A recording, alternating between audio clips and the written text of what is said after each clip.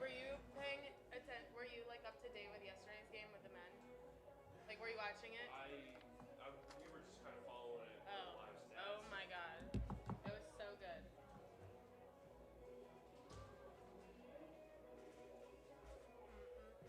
Is Maggie singing today? Yes. Okay. She's so good. It's good luck charm. She's so good at singing. I know. Look at how many goals she has on days she sings. That's- She scored at least the last two. She had the first game against Washington, and she scored twice yesterday. I think I was here for the first game that she. So that might be something to look up, Madison. Okay. Like home games, how many times Maggie McLean has scored at home? I just took a social psych test on that, actually. It's called social facilitation.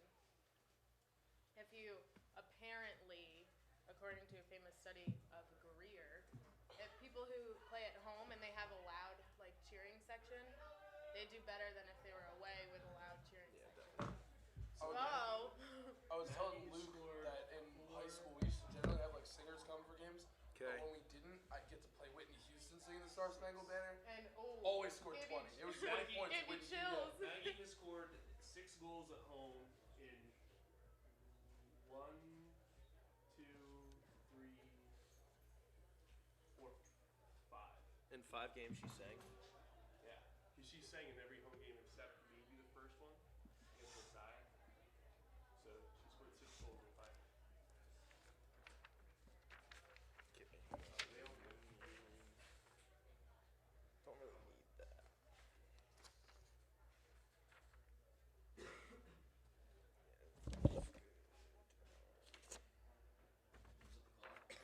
Yeah, go ahead. Where are the officials? hiding. They're right in the. There's 2 in the middle. He's walking by. When's your first final? Thursday. Where's my starters? Yeah. Oh Do yeah. you have only 1 or 2? I have Thursday and Friday. Oh. And then Sorry, we'll brush up on him. I can't leave till Sunday. One of those things. He did like one of the first games of the year, right? Are we starting it up right now? We're going right now. Sorry about your car. Good afternoon, ladies and gentlemen, and welcome to Clark Field on the campus of Gettysburg College for today's Centennial Conference Women's Lacrosse Championship game, featuring the Diplomats of Franklin and Marshall College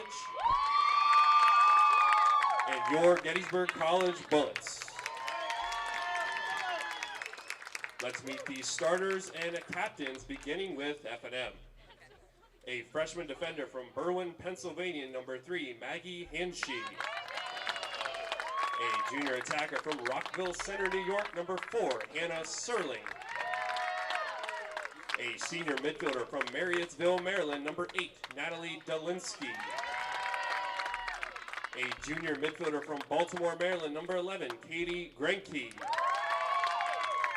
A senior midfielder from Westford, Massachusetts, number 12, Taylor Freud. A junior attacker from Glenridge, New Jersey, number 24, Paige Moriarty. A sophomore midfielder from Wilmington, Delaware, number 25, Maddie Hughes.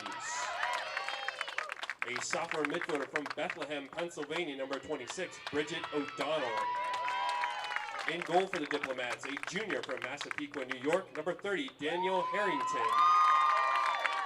The captains for F&M, starting on attack, a senior from Morristown, New Jersey, number 1, Gabby Frank. Starting on defense, a senior from Darien, Connecticut, number 21, Vanessa Budd. And starting on defense, a senior from Mountain Lakes, New Jersey, number 32, Sarah Bazo. F&M is coached by Mike Faith and assisted by Katie Zichelli and Meg Bartley.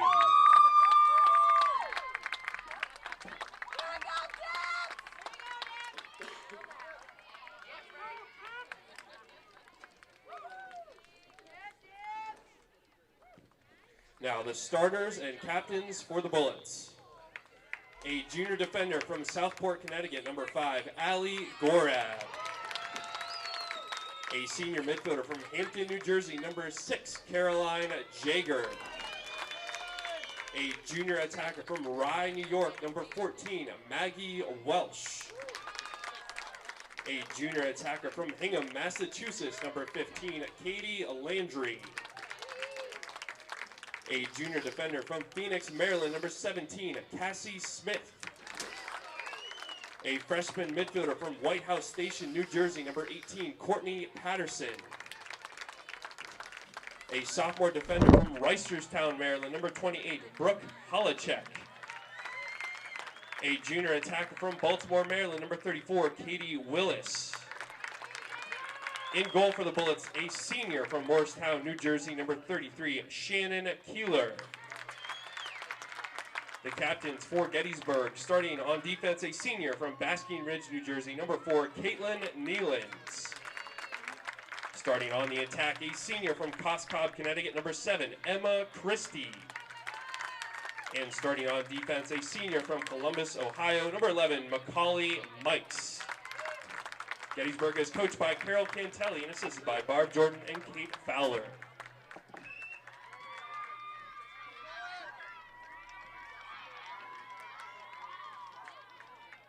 The officials for today's event are Peggy Salucci, Kathy Gregory, and Mike Miller.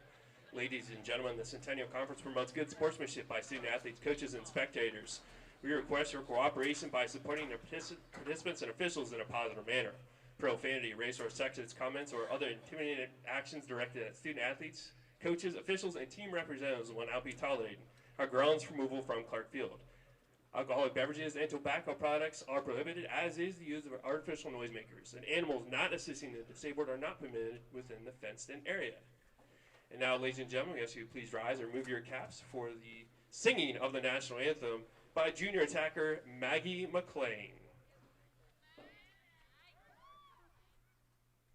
Oh, say, can you see by the dawn's early light what so proudly we hailed at the twilight's last gleaming, whose broad stripes and bright stars through the perilous fight o'er the ramparts we'd watch were so gallantly streaming, and the rocket's red glare, the bombs bursting in air, gave proof through the night that our flag was still there. Oh, say does that star-spangled banner yet wave o'er the land of the free and the home of the brave? Thank you.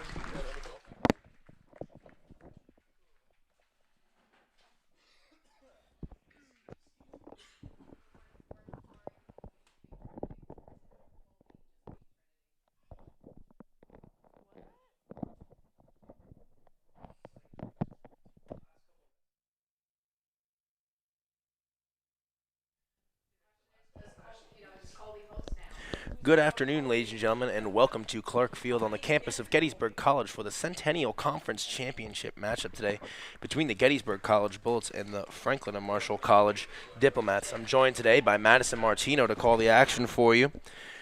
Coming into the game today, the overall record between these two teams is 30-30-1.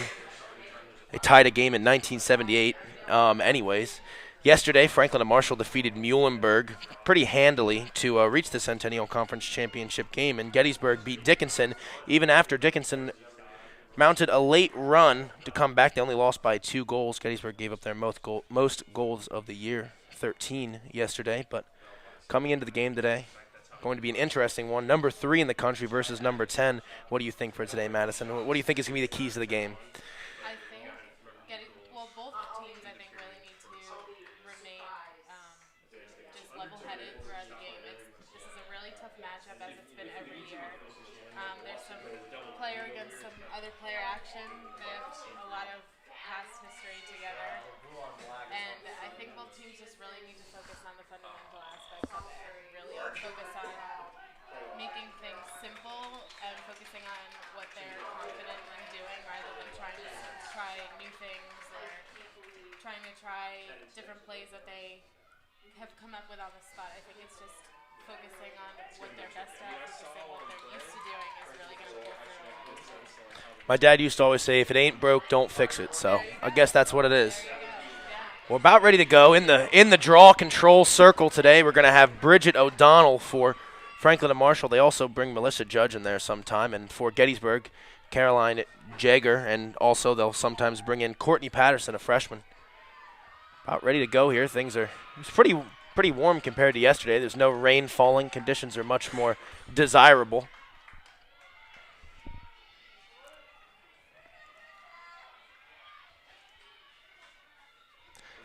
And we're started here, popped up initially. That one's going to be kicked around a little bit. Still no control. And Maggie Welsh is going to pick it up for the Bullets, and they'll have it to start the offense. You can already tell very high energy levels here on the field. Oh, what a pass that time into the middle. Ooh, it was the cutting Emma Christie. She just could not hold on there. That one is picked up by Christie initially and then knocked around a little bit more. She's going to end up getting it back, going to retreat. She finds Macaulay Mikes, who that one off the stick of Mikes. Now Cassie Smith has it.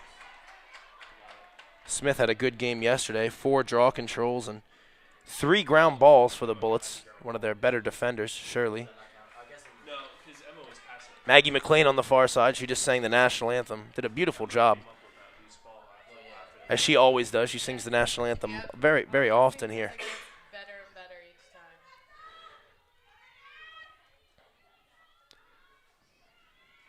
Willis dishes to McLean.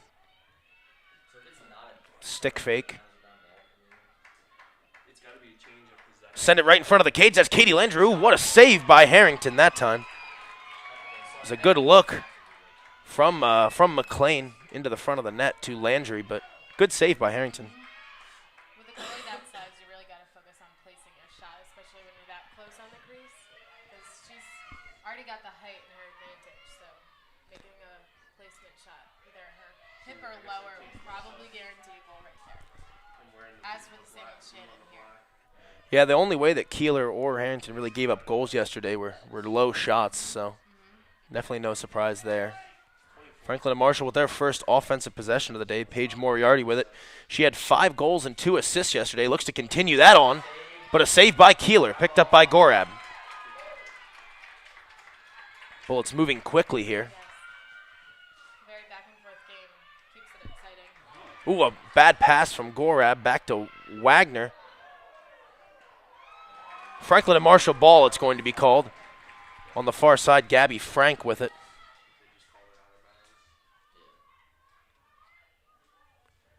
Frank gets it to Moriarty. Bullets look to get back on defense. Especially when it's like across the field like that. And then when they get in this settled offensive set, you can zoom in. Franklin and Marshall here. They bring it up top. That's Maddie Hughes. To Delinsky. You can see Gettysburg's defense is really holding close to home on that 8-meter. Far sideline. The pass goes to Serling.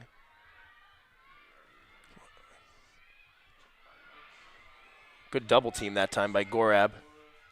Franklin and Marshall is clearly trying to use number 24 Paige Moriarty as their real powerhouse here on attack. She had 5 goals yesterday, so that's definitely saying something. She leads the team in goals and assists this year. 46 goals, 42 assists. Yeah, it looks as though the right arm of that 8-meter is definitely her comfort zone. Ooh, high on the shot that time. That is Grace Norley. She goes high over the cage. She had a little bit of an open look that time. It was a good pass from Moriarty. Susan, have they started the softball game? Yes, they go on top too. Still 0-0.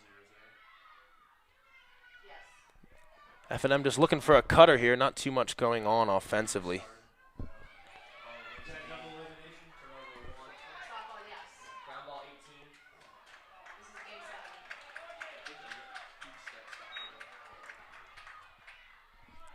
1 second. I just gotta tell Corey.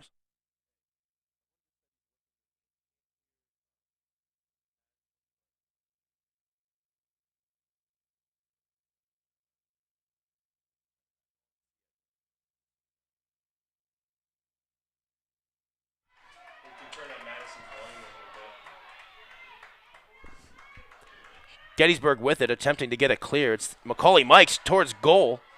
The defender dishes it off to Landry, however.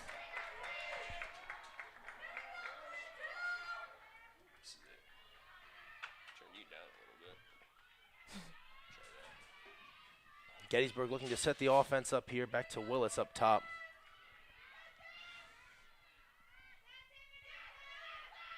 Good defense that time by F&M, really.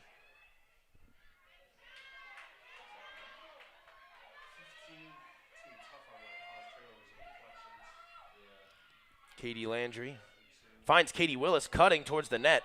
Foul will be called.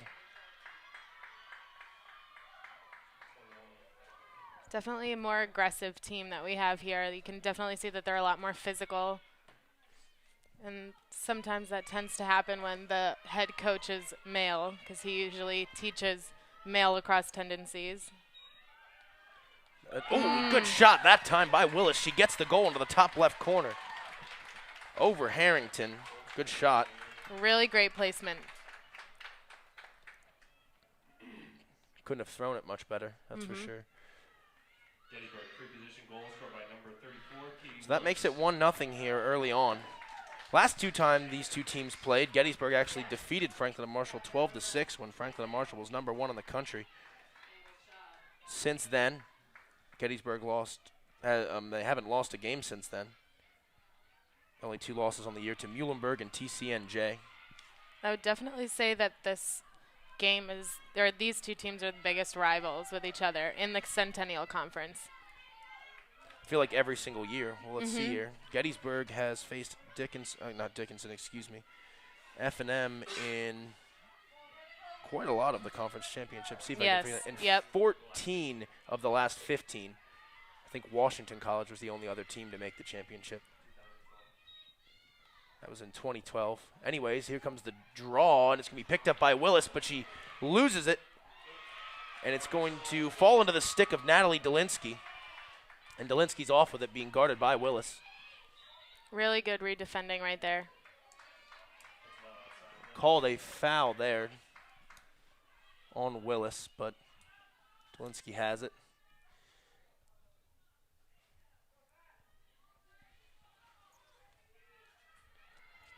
F&M looking to set up the offense here.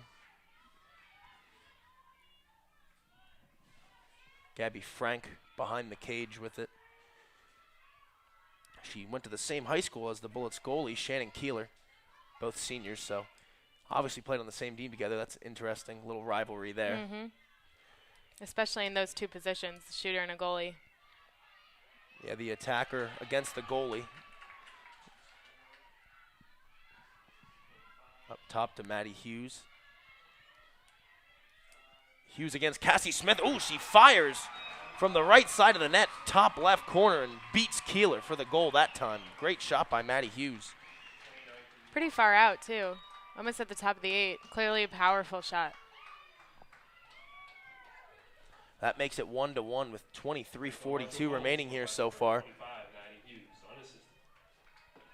Maddie Hughes goes unassisted there, kind of isolated her against Cassie Smith, and she just made a very good shot. Didn't have too much room to work with either. She's the second leading scorer for F&M. That makes it her 29th goal of the season. Hughes had I think she had a couple goals yesterday. Hughes had 2 goals yesterday. Gabby Frank had 4. Moriarty had 5.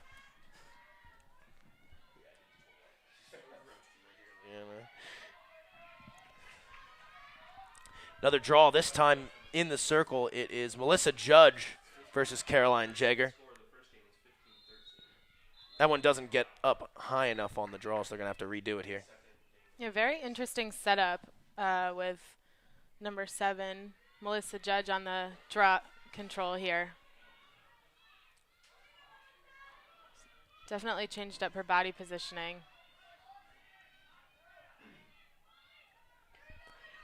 Vanessa Budd and I believe it's Hughes on the near side here are right outside the circle for F&M, and Cassie Smith and Courtney Patterson for the Bullets.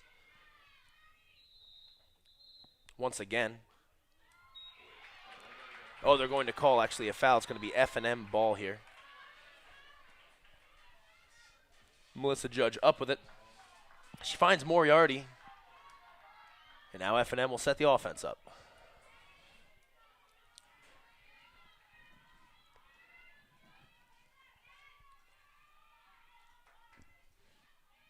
Danielle Wilson comes and checks in.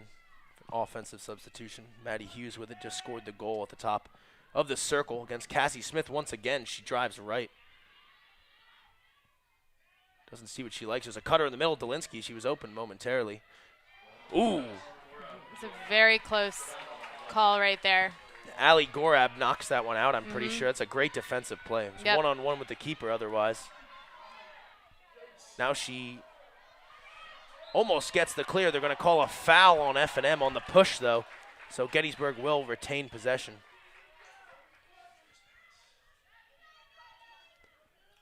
Welsh in towards goal with some pace here. Stick fakes twice, and then she dishes it to Emma Christie. She had a very good lane to goal right there, but she was smart in pulling it out rather than taking the chance to shoot. Going to stop the clock here. They're going to call a foul. Foul is going to be on, I believe it's number 29 of F&M, and that is Rachel Consoli. So Gettysburg will once again have a free position opportunity. It's Maggie McLean. Oh, just high on the shot there from McLean. She went for goal, but it was backed up by the Bullets. Looks like she got checked at the last second by a defender. Knocked her shot, made it a little high.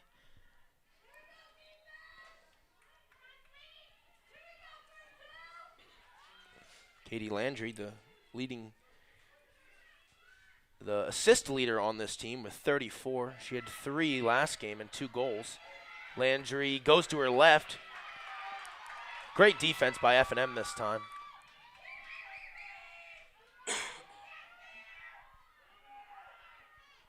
Looks like Gettysburg's offenders are getting a little bit in each other's way. Another foul called here. Willis is going to have a free position opportunity. And looks like she's on the first inside hash. Not a great angle for a shooter, but it's better to be placed on the left side rather than the right side. So hopefully she can make something out of it. A shot there from Willis, saved by Harrington. She had the near post covered, and Willis tried to go into the top right corner, but to no avail. F&M looks to clear here.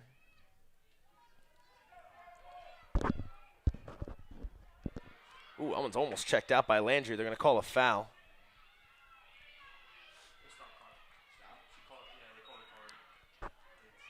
Oh, there's going to be a card awarded here, actually, to Katie Landry for 2 minutes. Don't know what the penalty was for. I must have kind of missed that one, actually. It didn't seem too egregious, but she goes to the box nonetheless. The successful clear there for F&M. Now they're have an opportunity in a man-up situation here.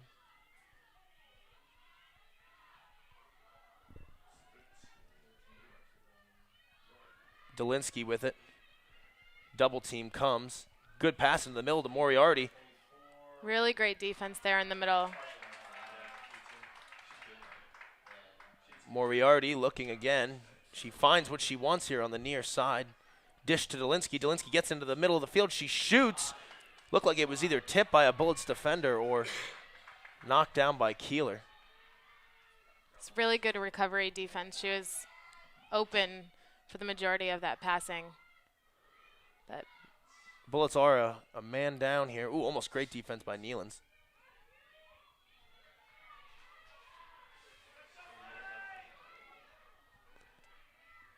Pass goes on the near side here to Grace Norley.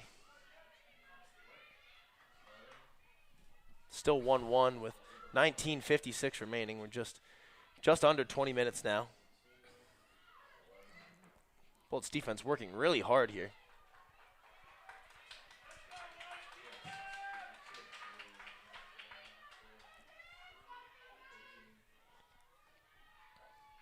Delinsky, the far side to Groenke. 20 seconds left here on the Landry penalty. She's getting ready to come out, but F&M still holds. Moriarty looking. Oh, she's got a wide open player in the middle of the field. That's Hannah Serling, and Hannah Serling goes low on Keeler, and she scores into the bottom right corner. Not much you can do there if you're Keeler. A wide open net for Serling. And pretty close, too.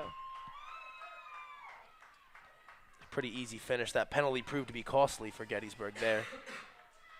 Probably would have had that. Probably would have had that covered had they been at full strength. So that makes it 2-1. F&M leading here early on in the first half. Looks like it's going to be Caroline Jaeger once again in the middle. F&M hasn't sent out. Yep, it's going to be Melissa Judge once again. Judge comes out for F&M. She's a freshman from Queenstown, Maryland. Jaeger is a senior from Hampton, New Jersey.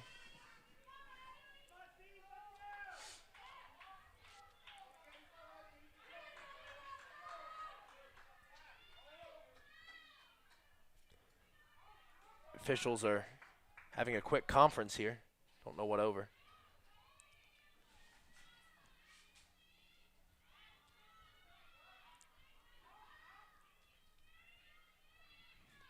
Looks like we're ready for action again.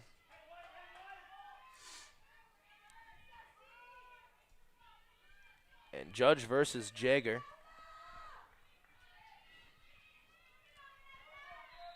That one just gets over their heads, and it's picked up initially by Judge, and F&M gets it right back. They're going to start the offense up again to Moriarty.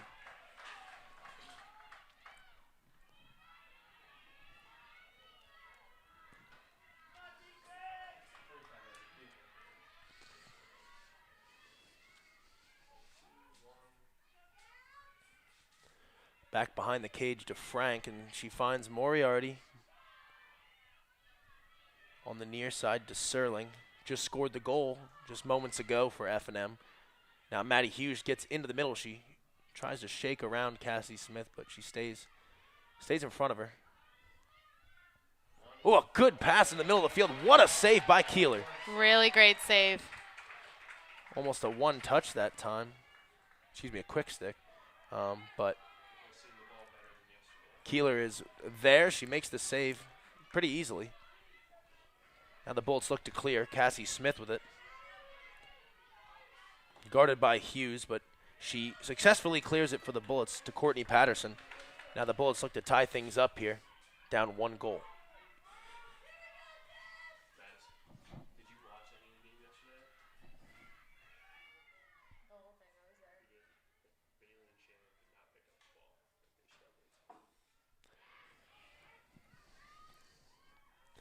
Katie Landry back behind the cage here, looking for something. She finds Willis, top of the circle.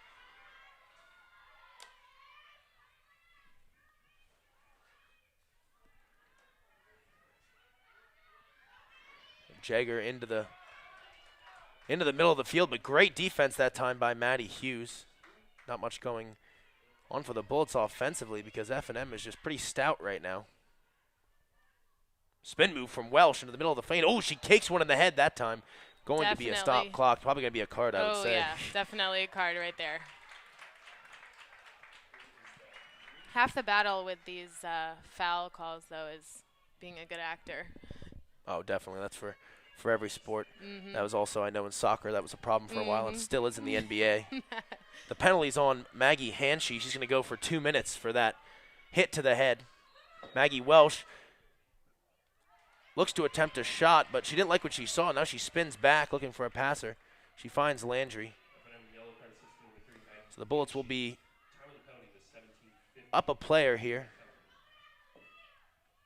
taking it slow, gonna very deliberate and see what they can get. Not gonna force anything, it looks like. To Welsh. Welsh spins in the middle of the field. She has a chance. Oh, what a save by Harrington. Picked up by Landry, though, right away. Up top to Courtney Patterson, who gets in. She has a little bit of room to work with. She switches to the left hand. It gets checked out. They're going to call a late foul here, and it's going to be a free position shot for Definitely Courtney a push. Patterson. Looks like she's being placed on a second inside hash from the left side. Pretty good angle. A prime shot would be to that top right corner. Scully's offside hand. Oh, she goes to the near post, and she gets knocked down. They call another foul. Patterson's taking a little bit of a beating in the middle right now.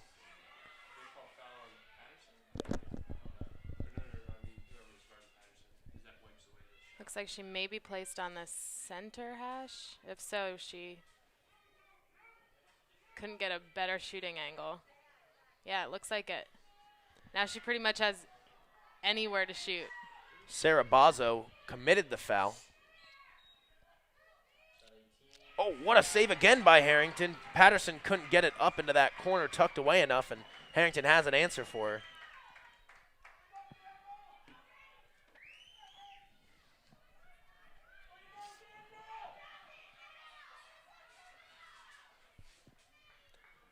Maddie Hughes now looking to get the clear. It's a good clear for F&M. 16:05 remaining and counting. 2-1 F&M leading.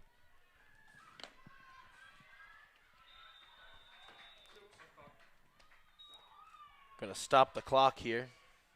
See what's going on.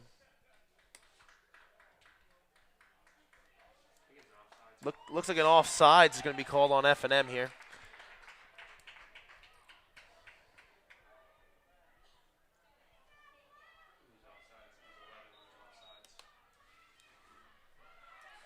Offsides was called on number 11 of F&M. That's Claire Groenke. Holacek gets the clear. Took that ball up the field with a lot of confidence right there. Coast to coast. Holacek is really, really fast, too. I've noticed that throughout the whole year. She's very, very quick. And she knows right when to turn her speed on. Definitely. So the Bullets look to tie it here. 15:30 and counting. Katie Landry looking for a cutter in the middle. Oh, definitely shooting space call right there. That's probably the easiest one in the book. Start outside of the 8-meter, receive the ball, and just start charging in. And usually the defender movement turns into a shooting space call. Jager goes into the top right corner. What a shot that time. It was almost the same spot as Patterson from her first time where you said to shoot it into the right corner. And she did it that time, and it certainly worked. That is exactly where you want to shoot when you're on that, placed on that hash.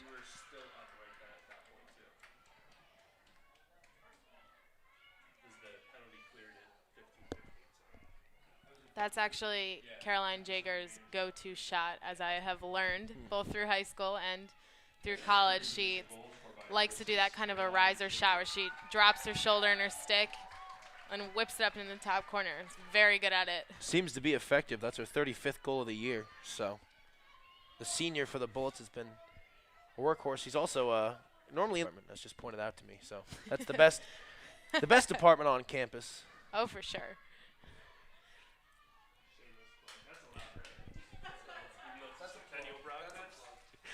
Judge versus Jager in the middle in the draw control circle here.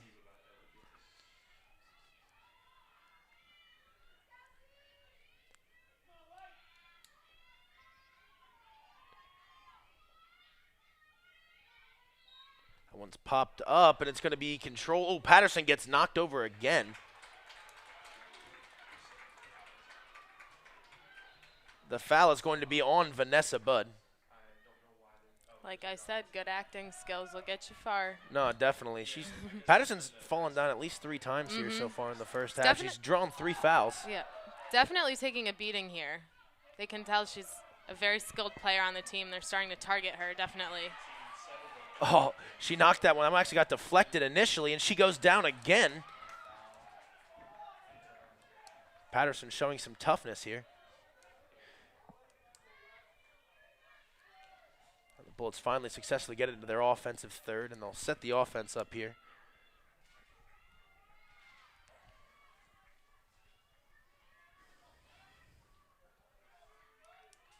Welsh behind the cage, hands off to Landry. Those two are definitely a dynamic duo. Yeah, Landry and Welsh, I feel like I've been playing ever since I got here freshman year. I know Katie Landry certainly did.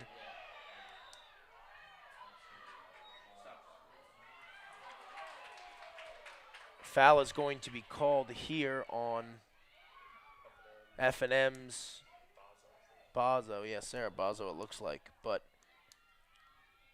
Definitely some aggression stemming. both teams really getting it after it here for the at-large bid to the NCAA tournament. Centennial Conference, a very competitive women's lacrosse conference. These two teams are kind of the figureheads of the conference for sure. F&M and Gettysburg, number 3 and number 10 in the country.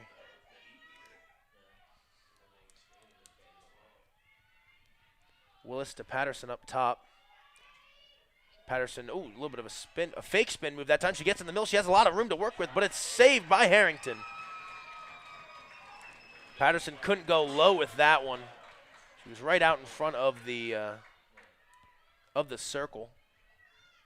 The point to acknowledge is that she's definitely getting these opportunities to shoot. She just has to take those other couple seconds just to focus on where she wants to shoot the ball around that goalie, especially when the goalie's much taller than her. The freshman playing in her first Centennial Conference championship game. Nerves could surely be a factor. I'm sure I would be nervous.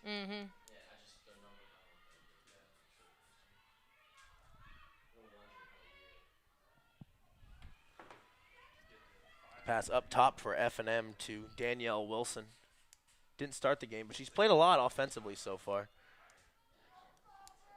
And Moriarty back behind the cage. She hasn't done anything yet today, but she had 5 goals last game, so you never know. Moriarty could go off at any time.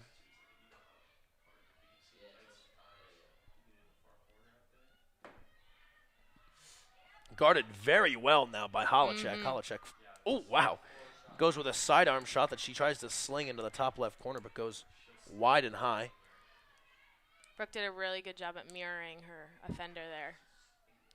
Yeah, Moriarty didn't really have any room to shoot with, but she still somehow got a shot off that was pretty effective. Ooh, Delinsky guarded by Patterson. Patterson knocks it out. She's one tough cookie, man. Does not give way to Delinsky. Not the tallest player in the field, but she's had a huge impact so far. Oh, a low shot that time from Maddie Hughes. Skips in underneath the legs of Keeler through the 5-hole, and just like that, it's 3-2 F&M with 11:45 remaining.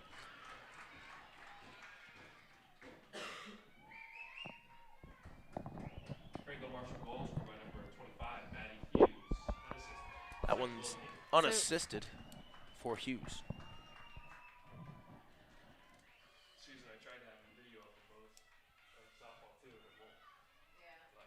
So as a goalie, Shannon's really got to recognize here where these shots are being placed now.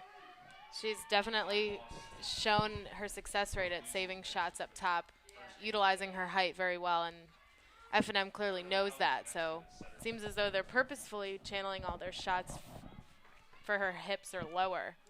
And Shannon's got to be able to pick up on that and react to that. Many of the goals scored yesterday by F&M against Muhlenberg, Sarah Allison, were low shots. I think Moriarty a couple times just rolled them into the net essentially. So definitely something to look for. Now Jagger versus either Judge or O'Donnell. I can't see the number. I think it's Judge again. Yeah, it is.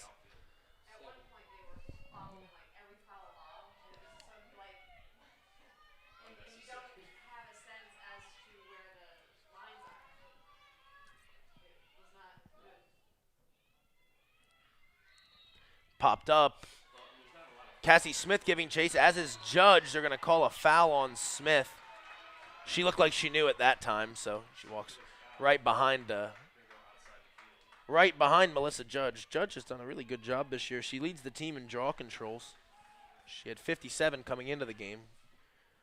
She's definitely got probably 2 or 3 today so far.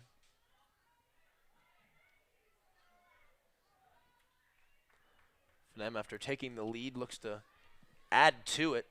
Be doubling up Gettysburg 4-2 if they can put one on the board here.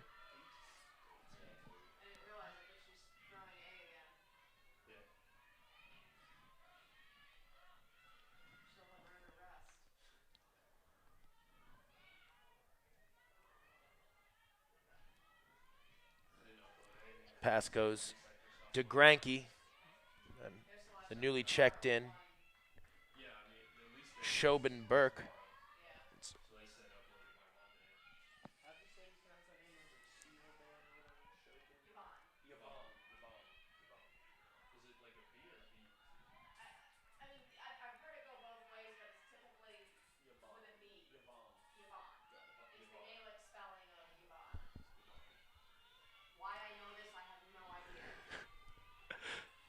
Maddie Hughes scored 2 of the goals today for F&M, the most recent one. Now the pass to Katie Groenke. F&M not too much going on offensively so far.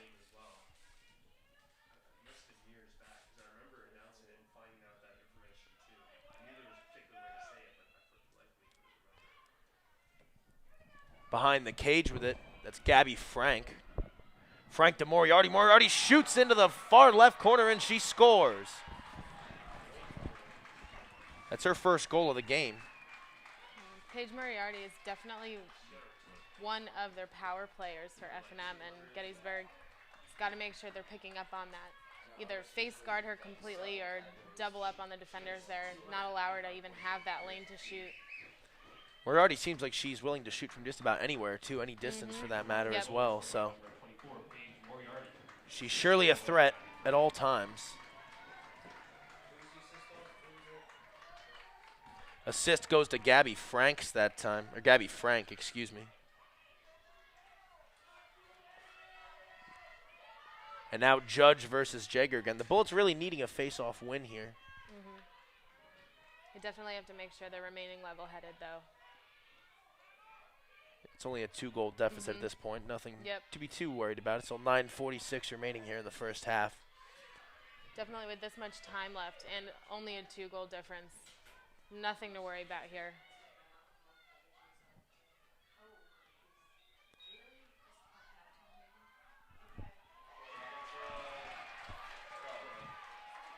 Draw control goes to number 12, Taylor Freud.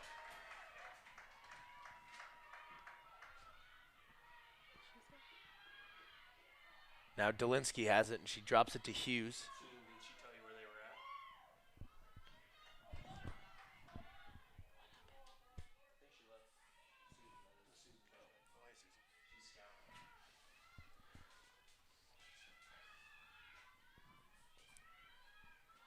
Maddie Hughes with it. F&M just under 9 minutes.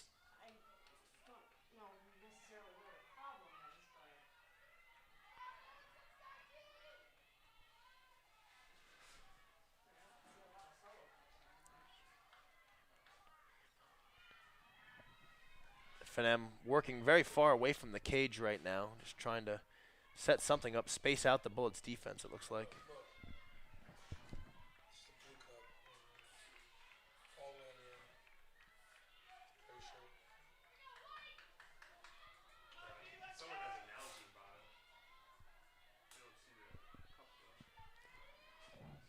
Maddie Hughes.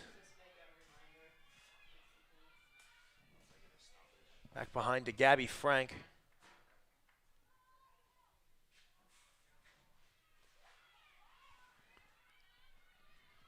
A lot of traffic in the middle of the field right now. Somehow the pass gets off to Serling, but she drops it and it's picked up by Gorab. Now pass goes to Caitlin Nealons. Gettysburg really excels in their transition plays. Coach Cantel usually stresses this weaving in and out, never really traveling in a straight line, but changing the plane that they're running on. Gettysburg's generally pretty good with clears. They're 6 of 7 thus far today. Yesterday, they were 14 of 16 against Dickinson. Willis has it for the Bullets, looking to cut into this 2-goal F&M lead. Under 7:30 to go here. Jagger being guarded closely by F&M. Oh, she goes into the top post, just tucks it under the crossbar that time. One-on-one against, I don't know what player that was for F&M, but great move that time by Jagger.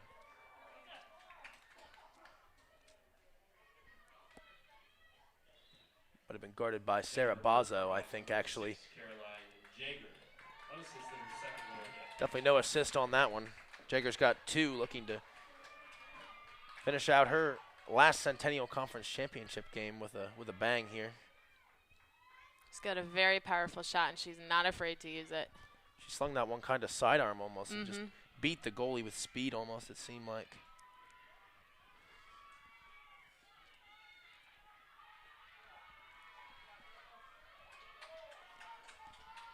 Caroline Jagger versus Melissa Judge again.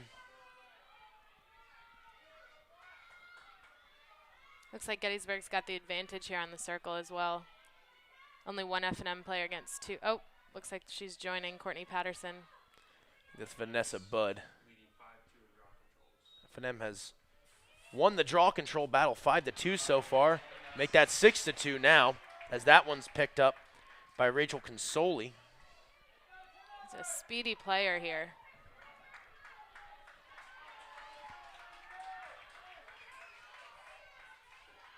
Gettysburg's doing a good job at swarming the player with the ball, as they've been taught. Patterson and Christie guarding Vanessa Budd that time, and now F&M's going to set it up. Maddie Hughes at the top of the circle.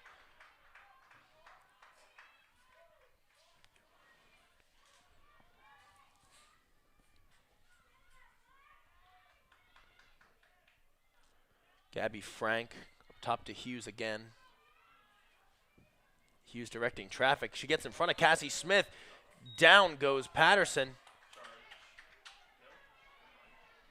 Thought it was an offensive foul, but it's going to be called on Cassie Smith first.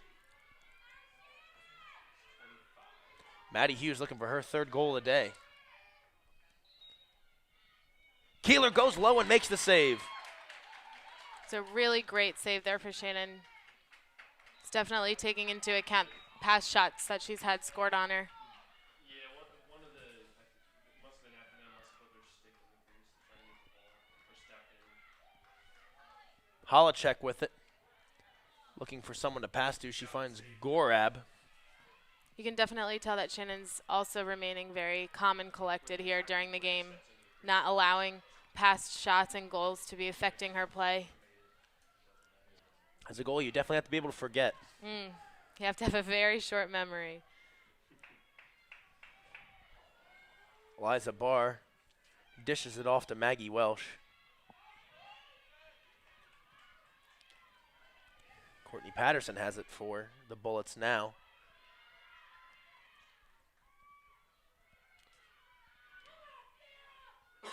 Katie Landry guarded by Bazo. We're approaching the 5-minute mark, 5:10 remaining. 4-3, F&M beating Gettysburg here thus far in the championship game of the Centennial Conference. Jagger makes a high pass to Barr, and it's going to be turned over. A timeout is going to be called by F&M in that case because they wanted to set their clear up. And we're going to take a timeout here with 4:55 remaining in the first half. F&M leading Gettysburg. I am so happy that I chose D3. My coaches and my teammates are always pushing me to reach new potential and to try new things. You still get to be on a team and play at a very high competitive level, but it doesn't take over your entire life. They really do want to see you do well in your sport, in the classroom, in life. What the Centennial Conference has to offer is unparalleled by anything else in the country.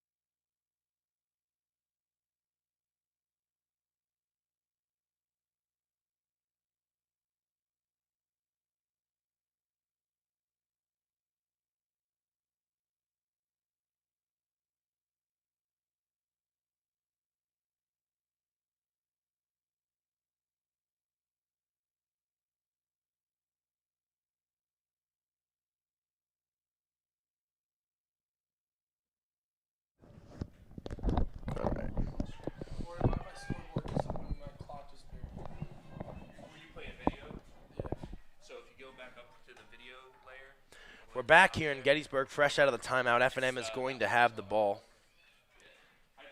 Turnover from Caroline Jagger in an attempted pass to Liza Barr is where we leave off. F&M has the ball on the left side of the cage.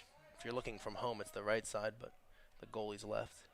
Anyways, with the ball right now is Bazo for F&M. That's actually Hannah Thomas who has the ball there. The sun's starting to come out here in Gettysburg. That's kind of nice.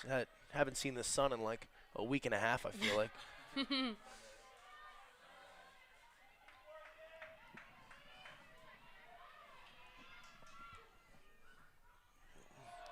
F&M's Groenke. It's going to be a yellow card awarded to somebody, or actually just could be a foul. Yeah, a yellow card given to Caroline Jagger that time on a hit to the head. She's going to go to the box for 2 minutes. Gettysburg yellow card sets to number 6, Caroline Jagger. 2-minute penalty, time penalty, 4:30. Jagger is going to be out with 2 minutes, 30 seconds left in the first half. F&M will have a nice opportunity here. The player advantage.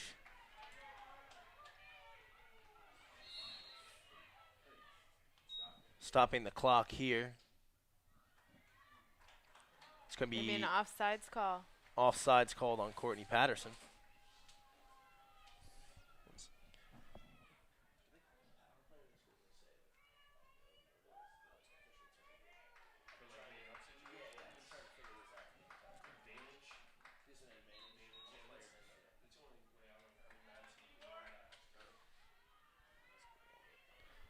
F&M on the advantage here. Player up. Good pass into the middle. Actually, never mind, not a good pass. High.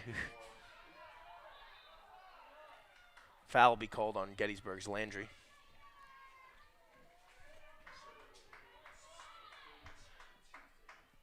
Taylor Freud has it for F&M, and now Maddie Hughes.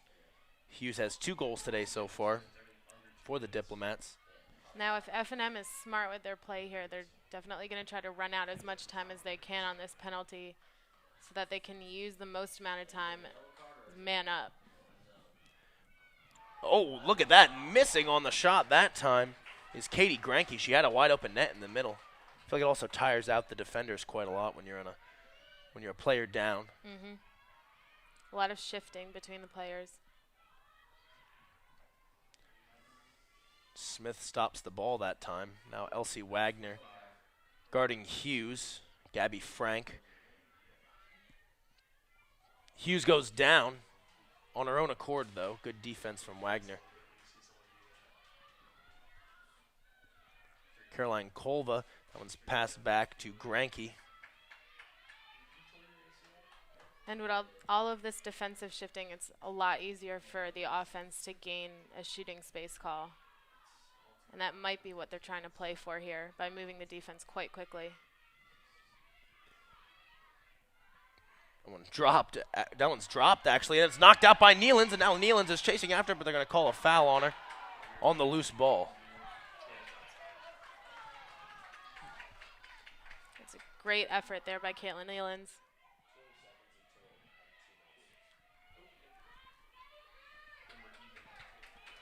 We're back even here. Caroline Jagger comes back in from her 2-minute penalty. F&M still with it, though. Bullets still having to play defense. Wind's starting to pick up a little bit. 2 minutes remaining in the first half. 2 minutes. Moriarty, just the 1 goal today so far. I say just because she scored 5 yesterday.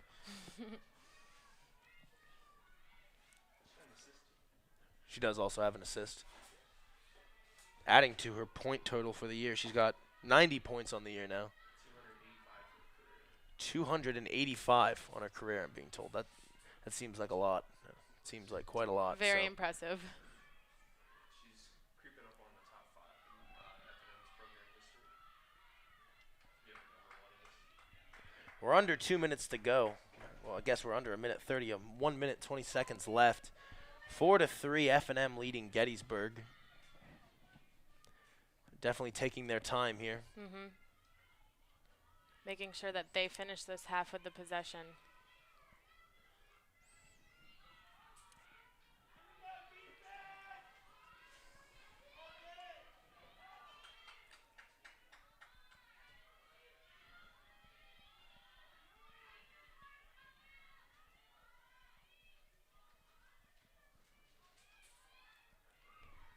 Under a minute, 40 seconds to go. F&M still not really doing too much towards the net right now. They're pretty far away from the cage. Outside of the circle it's been for quite a while.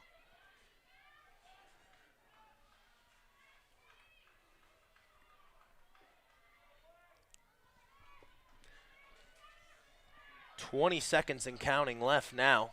They're gonna, it looks like they might be isolating Groenke. Good defense from Elsie Wagner, but she spins back to the left hand and she misses wide. Really great defense by Elsie there. Now 10.8 seconds left for F&M. Gabby Frank has it. Driving towards the net. She's looking for a cutter. Definitely going to rush this shot here. Oh, stolen away by Cassie Smith. Great job by Cassie Smith. We're going to run out the half here in Gettysburg with the score 4-3. F&M leading the Bullets. Going to be about a 10-minute halftime period, and then we'll be back with the second half of action for you here. Hopefully you'll be back to join us. Back in a moment.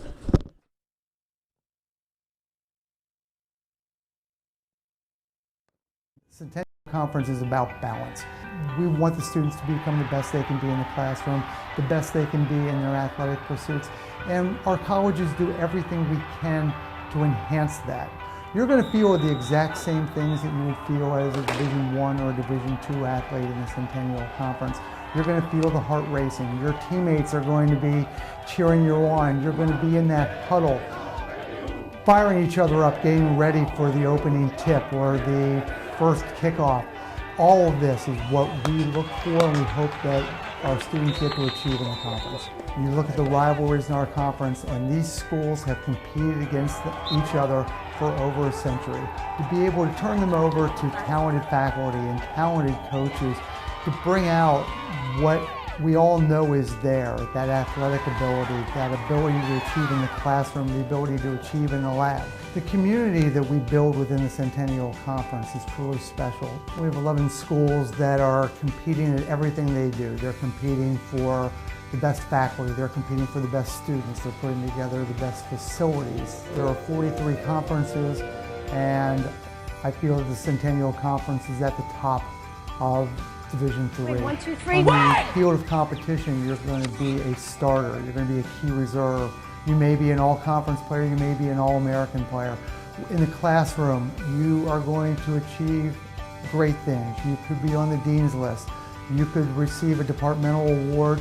You could receive the college's highest prize when all is said and done. It's the ability to provide that kind of balance to allow a student to achieve in both ends, which makes the Centennial Conference remarkable.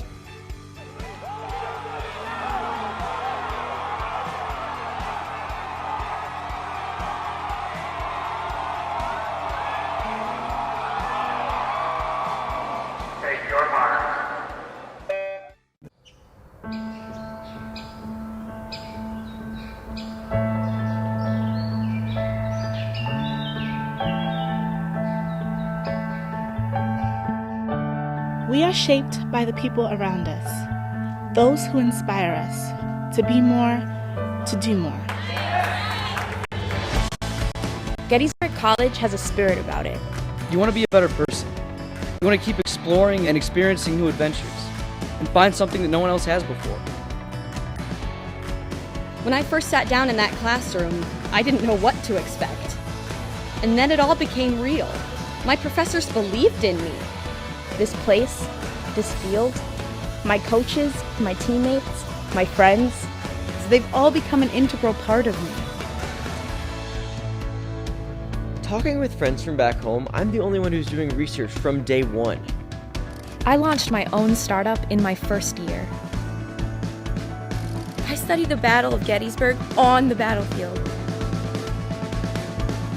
I'm experiencing the world, and I'm making a difference. We love this place. It's the traditions, the town, the campus, the people, the cookies. So dream big, then make it happen. Come join us. Be a part of our community. Together, we can change the world. Together, we can do great work.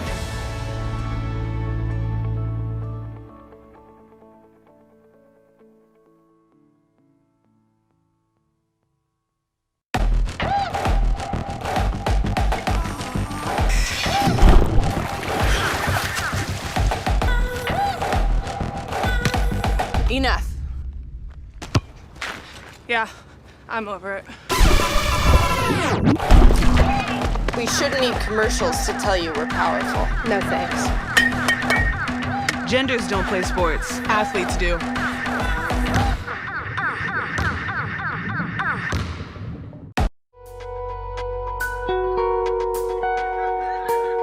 At FM, the whole culture is engaged on developing students.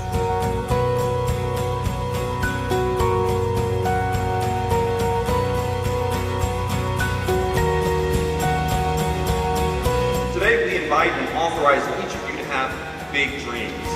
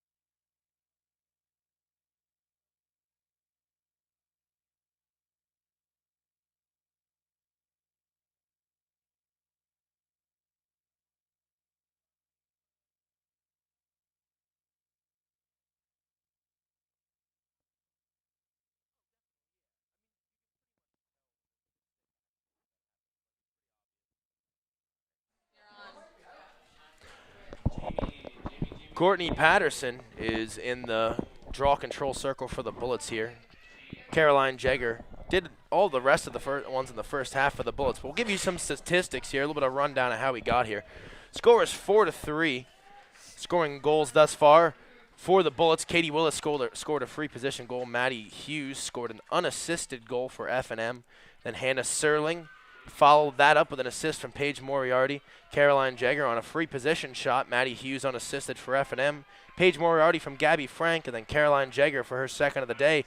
And here we are, 4-3. We're about to start the second half here. Figure out who the Centennial Conference champion is going to be this year. Patterson versus Judge in the draw control circle. And we're off for the second half. Wow, that one popped up really high. Picked up by Katie Willis. And the Bullets are off and running here. Bullets are going right to left. You definitely want to keep the momentum up in the second half. Gettysburg did get the last goal of the first half, so that's always nice. It's been 3 yellow cards today. Katie Landry has a yellow card. Caroline Jagger has a yellow card for the Bullets, and Maggie Hanshey has the yellow card for F&M. Pretty aggressive game thus far. A lot of energy coming from both benches for the teams here. It's definitely a huge encouragement for the players on the field.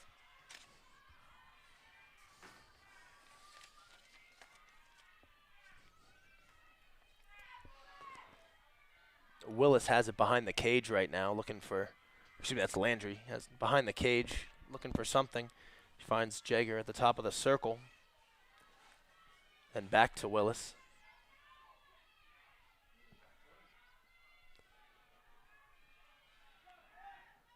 Cutter is Liza Barr. It's a bad pass that time, but it's picked up by Patterson, so it doesn't matter. She came out of nowhere there. You can't coach effort.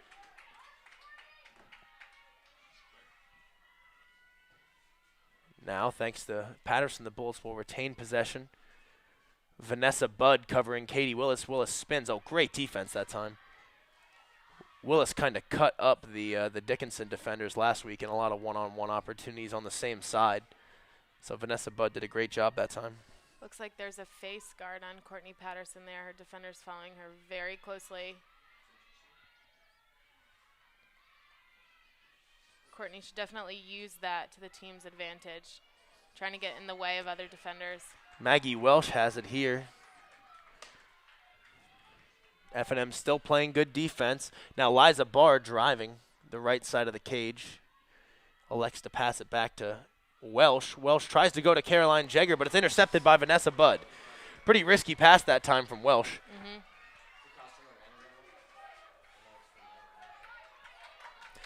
Bullets scrambling to get their defenders back on here. They do, and F&M holds with the lead 4-3 early on here, second half.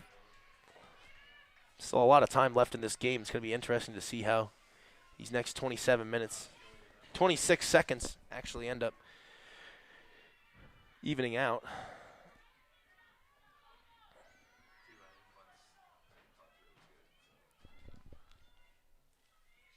Moriarty behind the cage as the sun comes out here in Gettysburg again. Bad pass that time, picked up by Dolinsky.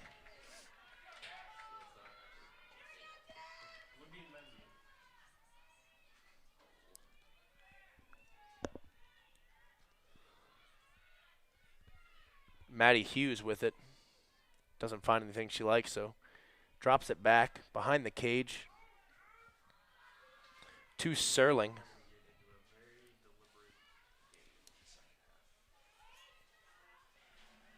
Moriarty driving right. Ooh, did not elect to shoot. Good defense by Macaulay Mikes. One of the Bullets' top defenders for sure. The pass attempt into the middle, stolen away by Gorab. Bullets look to clear. Back to Keeler. Keeler to Holacek. Holacek's cutting in between two defenders, and she just beats him that time. A little bit of a swing there by F&M's defender. Luckily, she didn't catch her up high.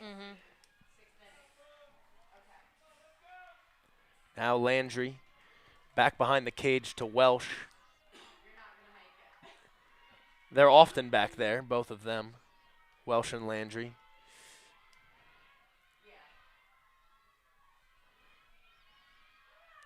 Landry drives right, tries to spin back to her left. She finds Willis.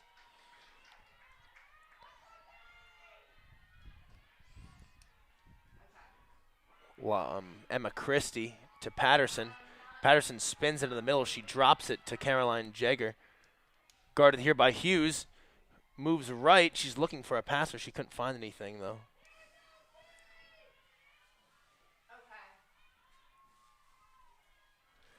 Now Liza Barr gets into the middle of things. Scores the goal, but it's not going to count as there was a foul that occurred prior to the shot.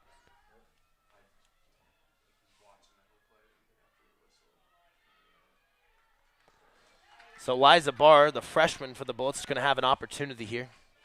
Not a great angle for a shooter on that first inside hash, but let's see if she can make it work. She moved to the left, has it knocked out, but she picks it back up and then drops it off to Willis. So no shot attempt, but good job at least by Barr to recover that time after she almost had it stolen.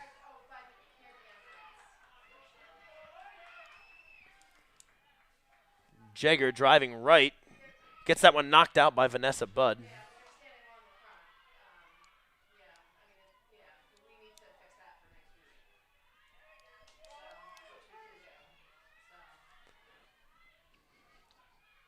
Good defense thus far by F&M. Now Willis has a little bit of room to work with. She spins back. They're going to call a foul.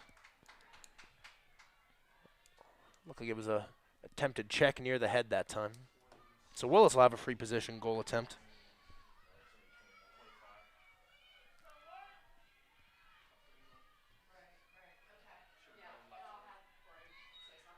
Willis goes high with the shot, and she misses wide. It's backed up by Maggie Welsh.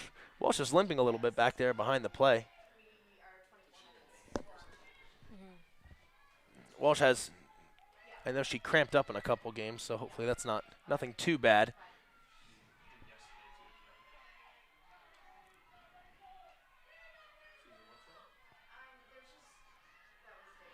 Katie Landry with it now. Willis cuts into the middle. Now Landry trying to make something happen. She spins. Now she has Liza Barr. Has a little bit of room to work with, but good job shifting over that time by the F&M defender. Can't think that's number 11 for F&M. That's Groenke. Looks like there's a timeout here. And Gettysburg appears to have called a timeout here to set some offense up. Landry still, Welsh still limping off. Looks like she is cramping, so hopefully she'll be okay once things get back. Anyways, we'll be back here in a moment after the timeout called by Gettysburg.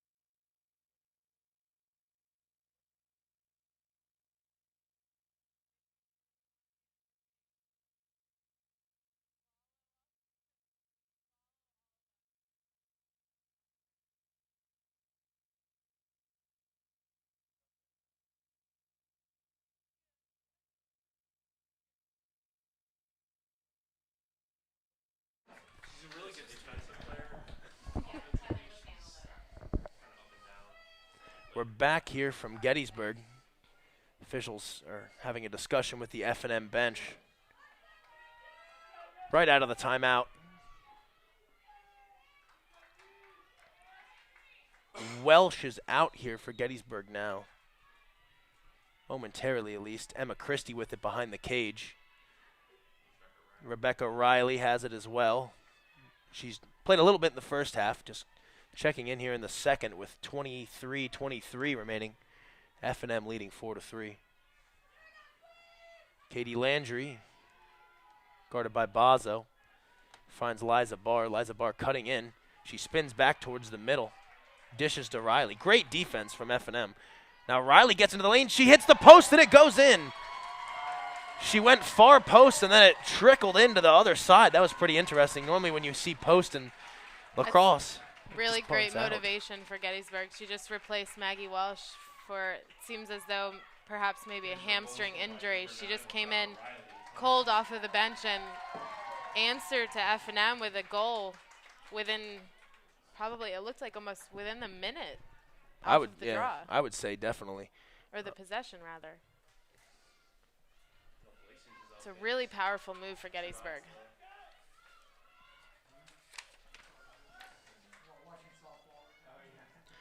Riley on the year, that's her 12th goal. She's got 2 assists to go along with it. She's played in 12 games so far for the Bullets. Scored 19 goals on, scored 12 goals on 20 shots. And only as a freshman, so she's been got a lot more to look forward to in her next 3 years.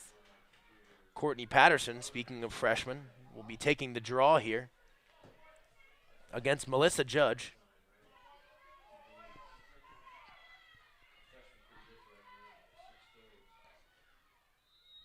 One's popped up in the air and picked off by Willis right away. Willis gets the draw control, and now it's tied 4-4, and Gettysburg looking to take the lead here.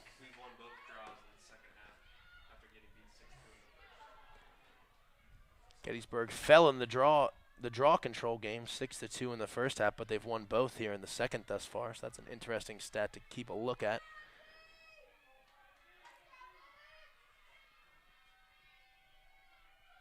Oh, Liza Barr cutting, had her for about a second.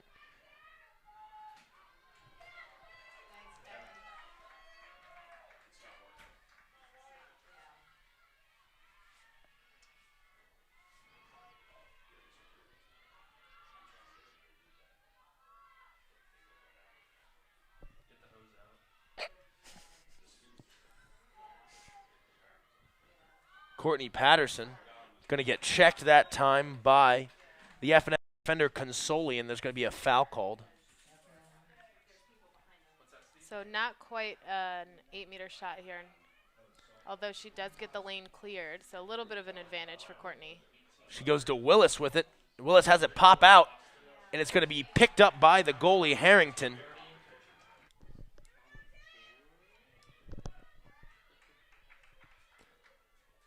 Serling behind the cage looking for a cutter. Looked for Grace Norley in the middle, but good defense by the Bullets sliding there. Delinsky one-on-one against Patterson. She goes to her left hand. It's popped out by Gorab, picked up by Nealons, and now the Bullets are off to the races here looking to get a clear. There's going to be a foul called on F&M's Delinsky.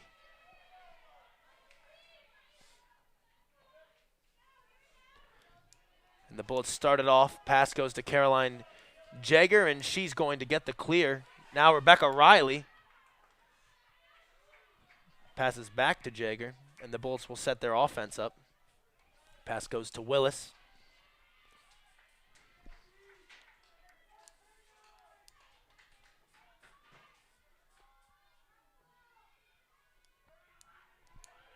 Oh, a shot there from Landry, saved by Harrington. Ball still out, picked up by Jagger. They're going to call a foul on Caroline Jagger. Not really sure what that call was for. Looked like it was just 2 players fighting for a loose ball.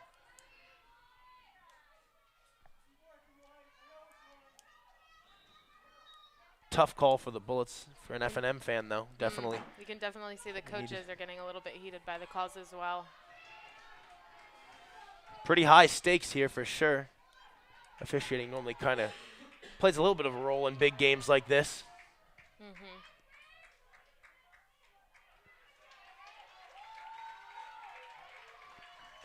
Dolinsky sets up the F&M offense here.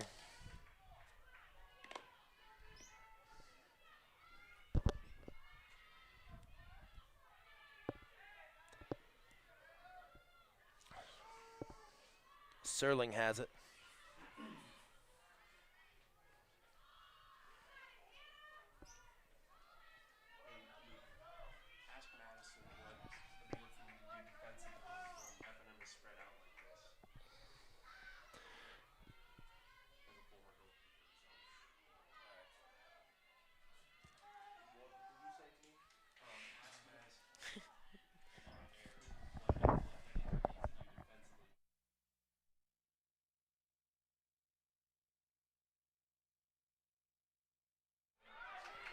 Good defense that time by Gettysburg. Cassie Smith has it. She's racing down the field. 3 Diplomats chasing.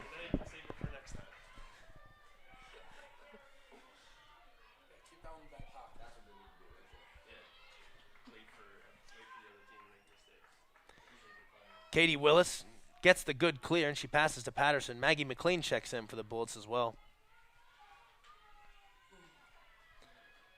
Interesting stat I was told earlier. Maggie McLean has 6 goals in the 5 games that she sang the national anthem.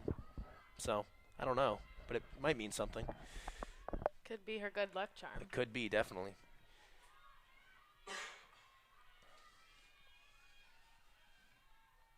Riley has it in her stick for the Bullet. Oh, no, excuse me. Faked me out that time. Now she does. Landry behind the cage. Looking for a cutter. Really just solid defense right now from F&M.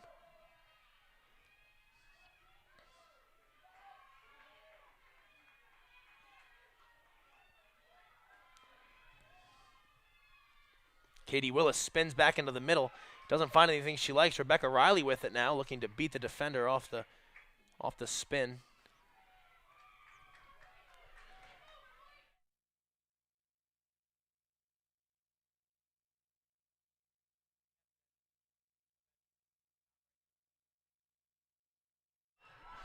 Turnover that time, but Rebecca Riley gets it right back. Excuse me, Jager gets it right back for the Bullets, and now they're going to reset the offense. What do you think, Madison, the Bullets have to do here to crack into the stout F&M defense and get a goal that ties the game up here? I would definitely think that they were going to have to move the defenders a lot more quickly than they are, or as they're doing right now, more of a one-sided play. That's kind of an isolation. With really any defensive setup, regardless of what it is, you're trying to get both the defender and the goalie to be offset in their positioning. So the quicker you move the ball, the harder it is for them to track where it is. McLean gets a shot off that time after a really good pass from Katie Willis, but Harrington was right there. McLean couldn't get it low. Kind of shot it right at her. It's good defense by F&M. Good pass from Willis, too, but F&M streaking down the field quickly. It's Dolinsky. Someone's got to step up, and they do.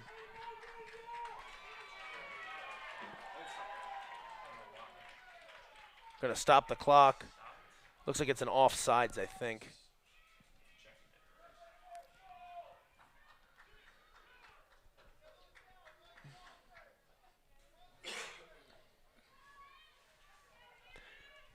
Caitlin Nealon's committed some sort of a foul. And now F&M. What do you see defensively from the Bullets so far, Madison? What are they trying to do to counteract F&M?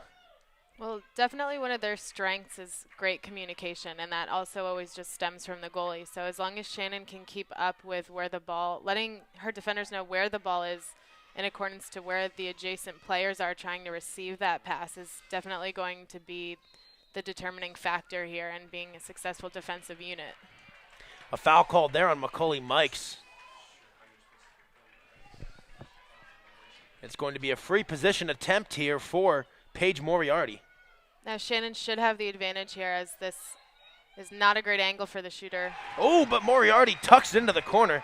I guess shouldn't have said anything, Madison, but she's also the best scorer on the team for F&M, so she surely knows how to put it into the back of the net. And just like that, F&M takes a 2-goal lead with 12:05 remaining, 6-4.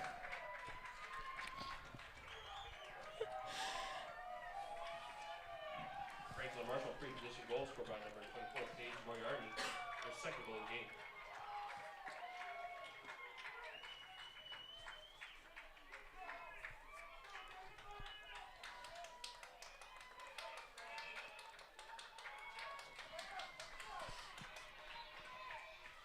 Courtney Patterson's going to come out to take the draw again for the Bullets. She's 3 for 3 so far here in the second half. Now with only a 2-goal lead, Gettysburg shouldn't be hanging their heads yet. There's 12 minutes is quite a lot of time, especially in the lacrosse world. Get a couple draw controls, a couple consecutive goals, and the momentum will change just like that.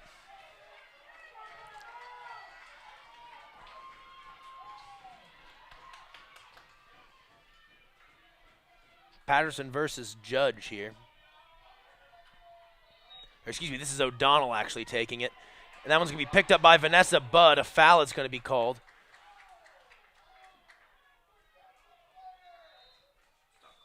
Going to stop the clock here. The center official put her hands together incredibly quickly. Foul called.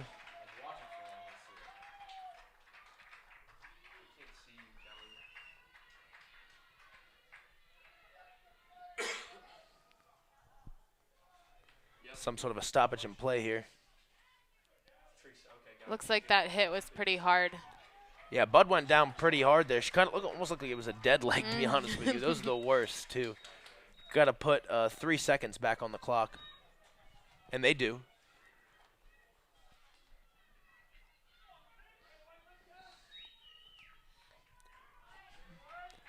F&M successfully gets it into their offensive third.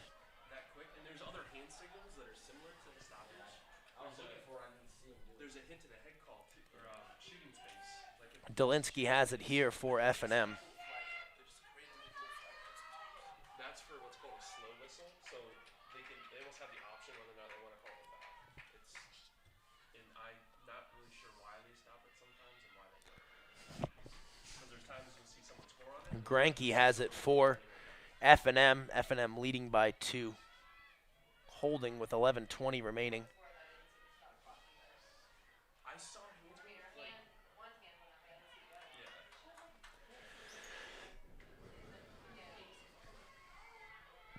Bullets playing pretty solid defense here.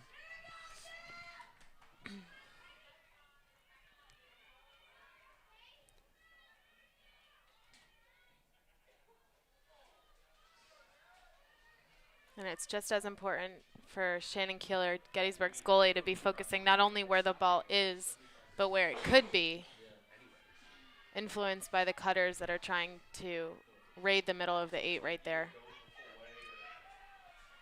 F&M not too much going on offensively right now. Gettysburg's got to recognize this, too, as a defensive unit. Even though there is 10 minutes left in the half, you still want to be able to have possession for the majority of the time. And it looks as though F&M may be toying with this.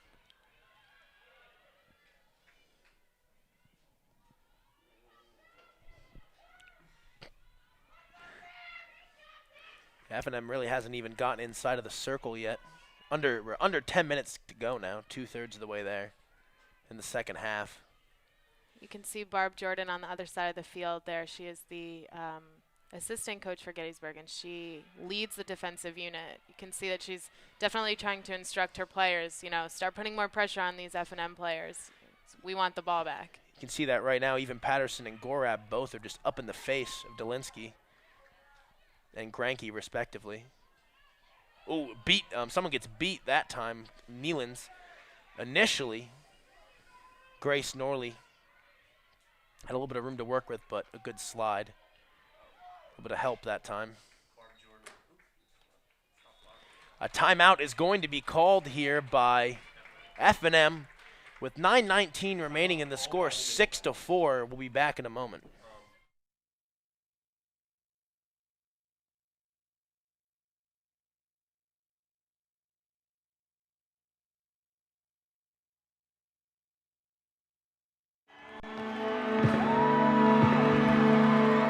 Great moments are born from great opportunity. That's what you have here tonight. That's what you've earned here tonight. This is your time. Now go out there and take it.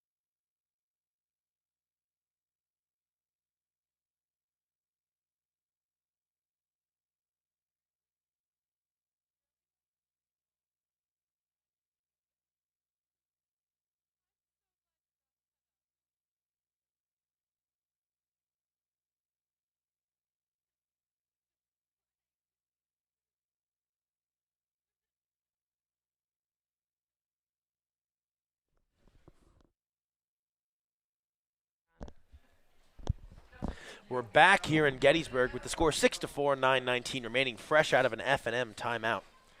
Gettysburg's playing defense here on the Franklin and Marshall attackers. F&M's almost kind of been stalling a little bit here. Up 2 with 9:19 remaining, you would expect such.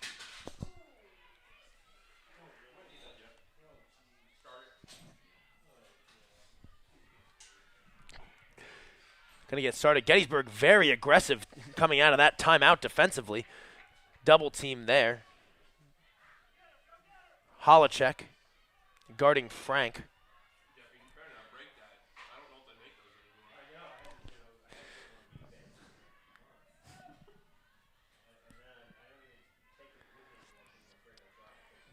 Good defense that time by Nealons.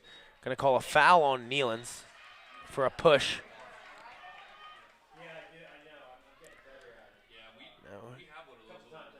Yvonne Burke passes it off to Serling. Behind the cages, Frank. Frank driving the near side. You can definitely see that Gettysburg's defense is putting on the pressure a lot more than they were before the timeout, because they're recognizing the fact that time is still ticking as the second half goes by. They need to regain possession as F&M has this 2-goal lead over them. What does that change for F&M offensively? Just a couple more open looks maybe? Or that one's actually knocked out, and Keeler has it. Yep, she does. Keeler gets to it. So Keeler with the ground ball there. Good defense by the Bullets. Down 2, 7:50 remaining.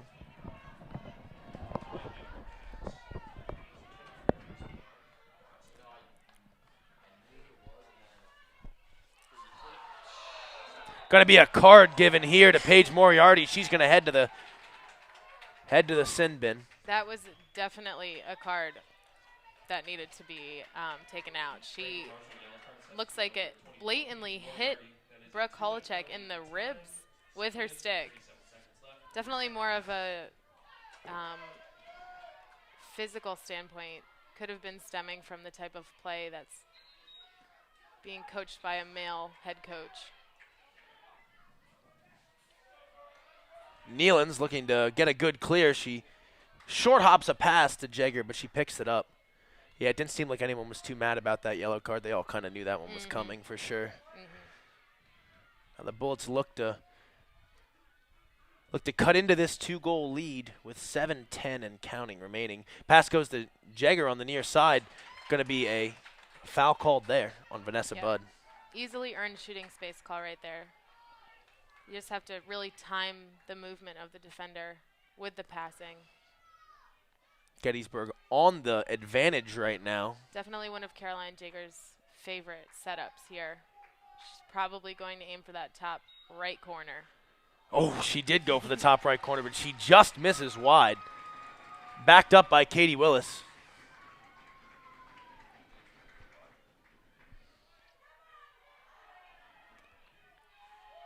Gettysburg's got to make something happen here on offense. They got to start up their momentum again so they can keep shooting.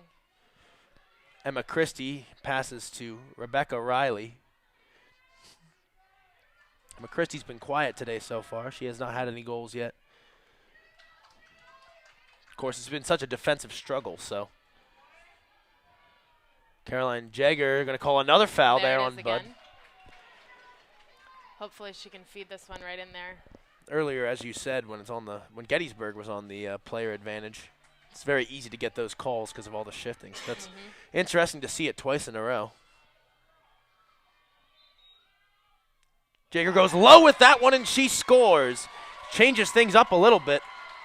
She tried to go into the top right corner with the last one. She goes bottom right corner, and Harrington couldn't get that one. And I believe that would make Caroline Jager have a hat trick for this game. That is her third goal of the game today.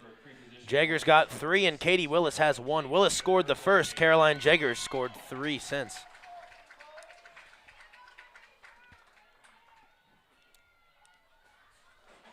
So just like that, it's 6-5 with 6:29 remaining. Going to be a big draw control here for the freshman Courtney Patterson versus Bridget O'Donnell. O'Donnell, the sophomore midfielder.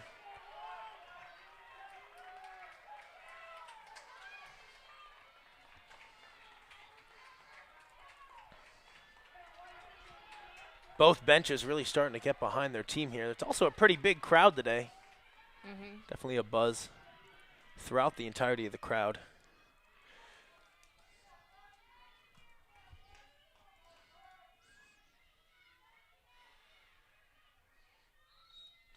One's popped up, and Courtney Patterson gets it. She also takes a check there, and Patterson gets the draw control. She's going to bring it into the Bullets' offensive third of the field.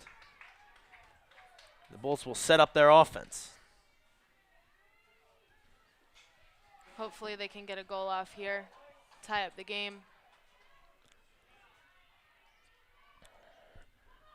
Bullets holding with 6 minutes and counting remaining. F&M's doing a really good job of marking up on their players, making sure everyone is covered.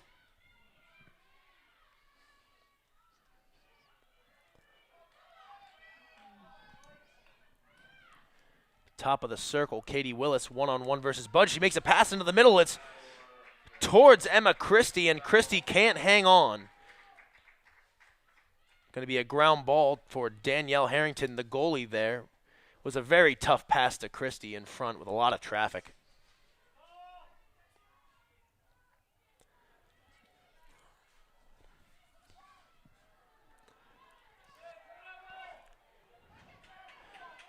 Bullets need to apply some pressure here.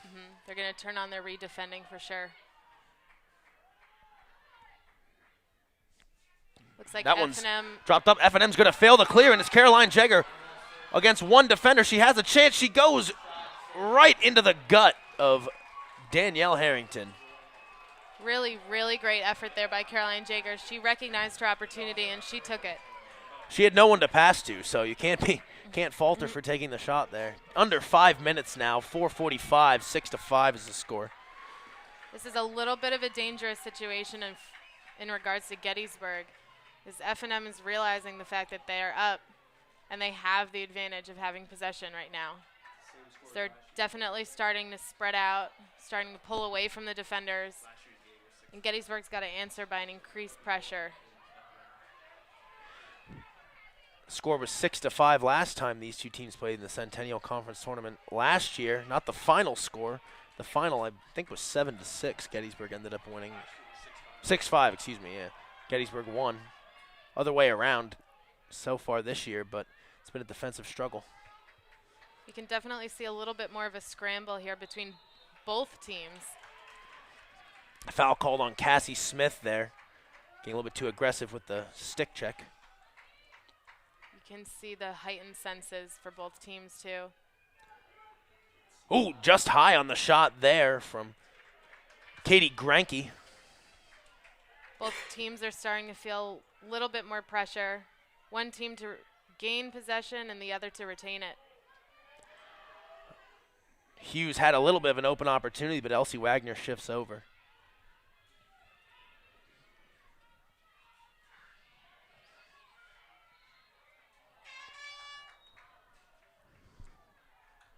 Timeout going to be called here, I believe, by Franklin and Marshall again. With 3:20 remaining, 6-5, Franklin and Marshall is leading Gettysburg. We'll be back for the eventful ending to this game here in just a moment.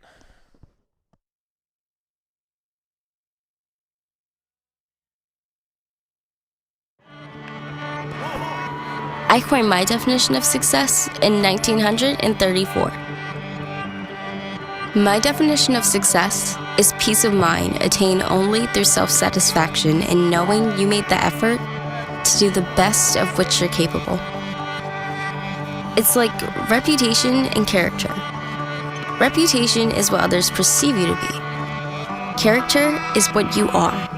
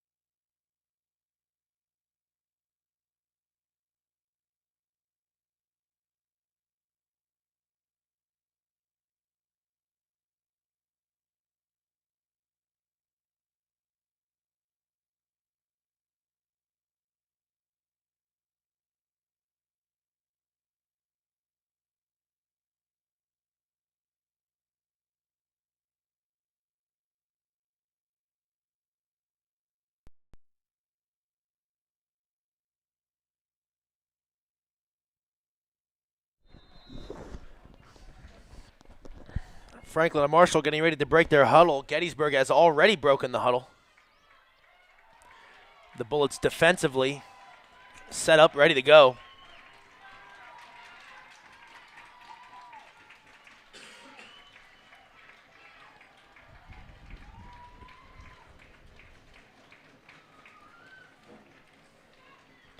Crowd really get into this one. Both sides, that is. Been a very tightly contested game all day today. 3:20 remaining now. Hughes has it. Looks like Gettysburg put in some fresh legs here with Maggie McLean. She's definitely one who has some speed. And that's a tough pass. Little bit of some scrappy aggression. Knocked out by Gorab, but a foul is called.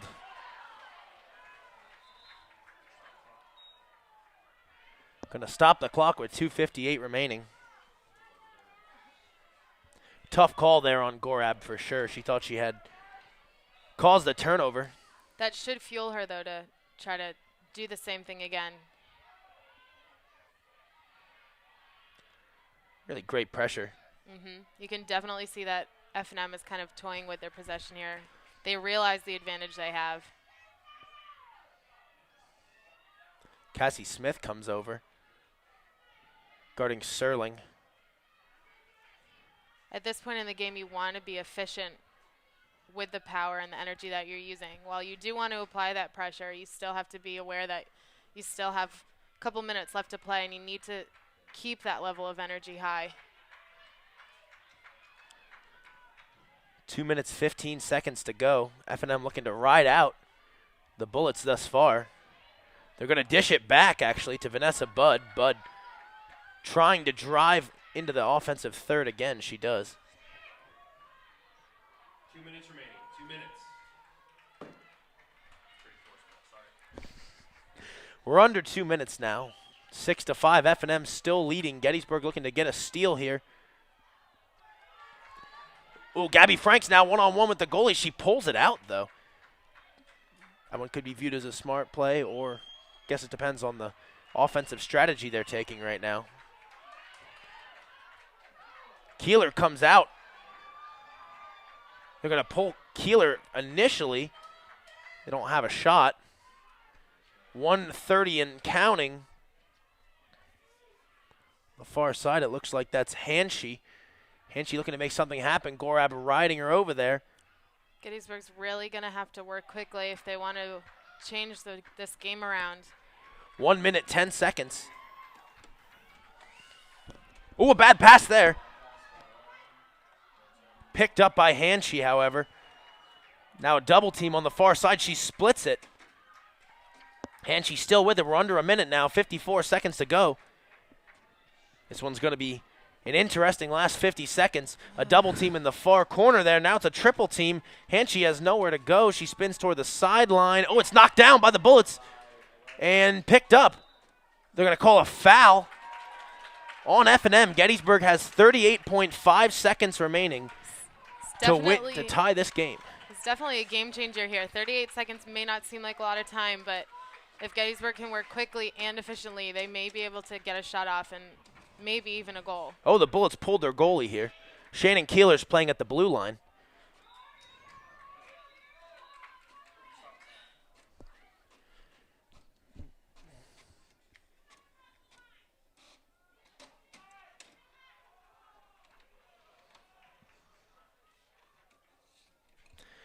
Referees have stopped play there. Looks like they may be having a conversation. Looks like they may be discussing a little bit of an offsides problem because of the switch with Shannon. Yeah.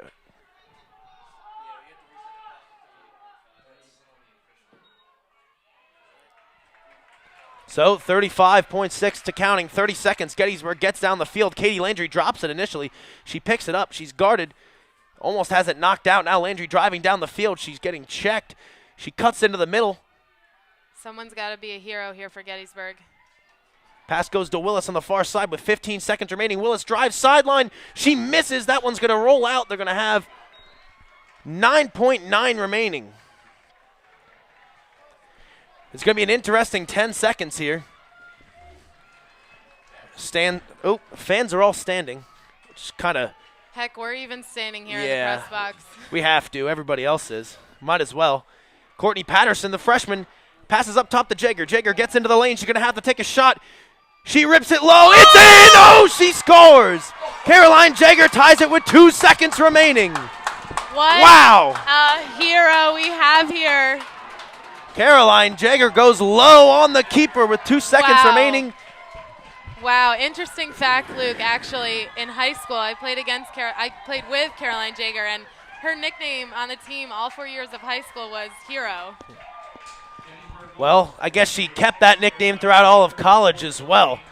Wow. She's got 4 goals in the Centennial Conference Championship game, including the game-tying goal with 2 seconds remaining. It looks as though, looking in the stands here, Caroline Jager's entire family is here. They must be beaming with pride. I would be. Her sister played at TCNJ, I'm pretty sure. I've been told before. Yep, she did.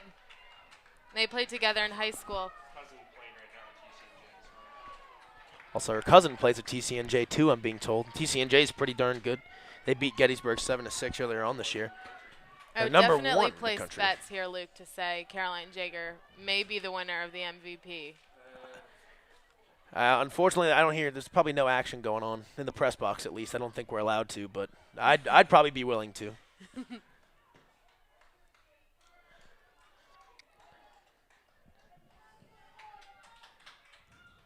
That one popped up, and we're going to overtime.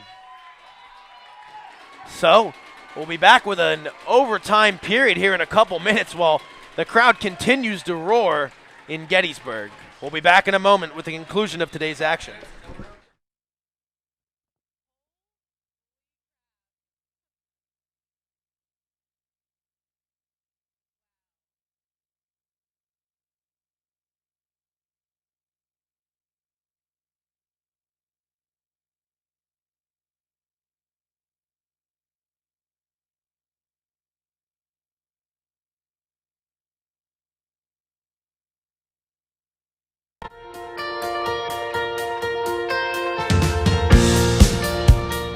I am so happy that I chose D3. My coaches and my teammates are always pushing me to reach new potential and to try new things. You still get to be on a team and play at a very high competitive level, but it doesn't take over your entire life. They really do want to see you do well in your sport, in the classroom, in life.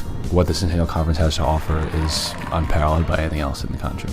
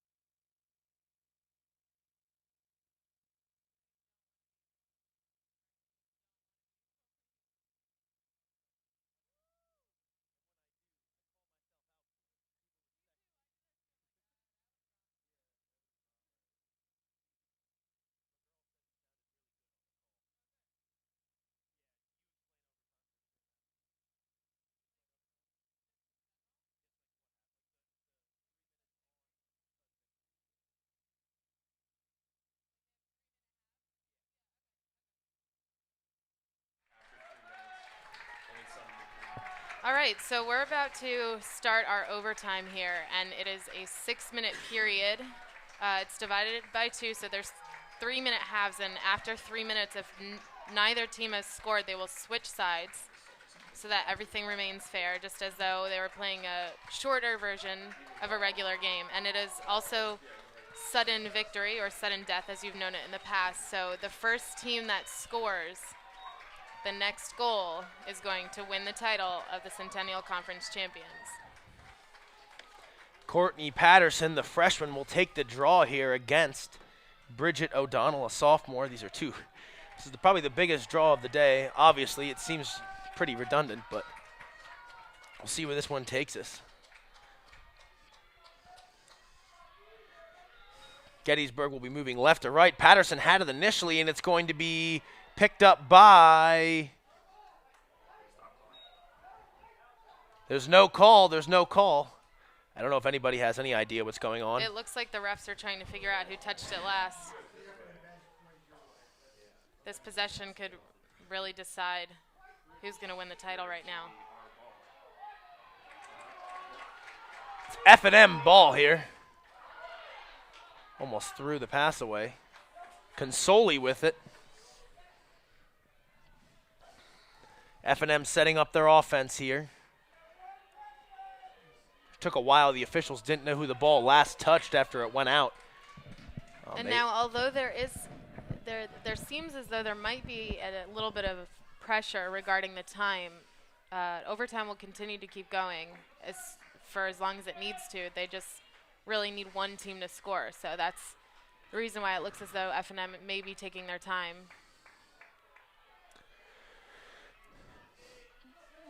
Moriarty back behind the cage. F&M's top scorer and assist giver. Guarded closely by Macaulay Mikes. Oh, what a shot that time, and what a save by Keeler. Wow. I didn't even see her shoot that, honestly. She slung that from the side. Now that is a huge power move for Gettysburg right now. Big save. They should use that as momentum. Big save for Keeler. Definitely gets your bench ready to go, especially off of the best player for F&M, Moriarty, or arguably the best player for F&M. The Bullets successfully clear it. Bullets have to remain very calm and collected right now. There is no need at all to rush through the play. They just need to really focus on the basics, focus on their passing, their catching, and being confident in what they're about to do.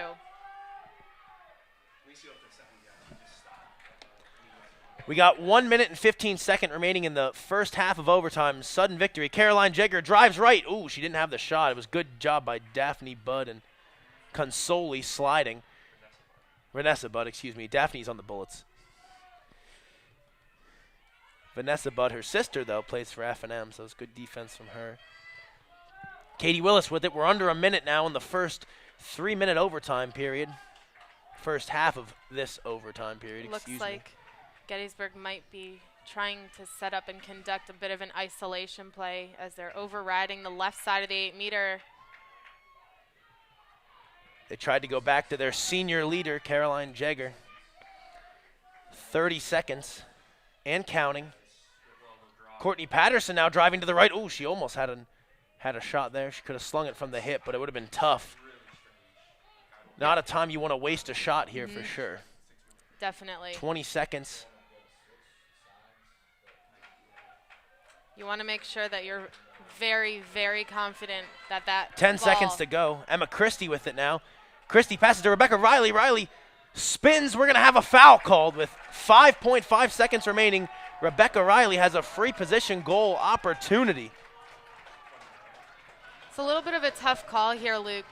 I don't really know what would be best, to shoot it or just take those last couple seconds and start over the second half of this overtime. You could be really risking it here.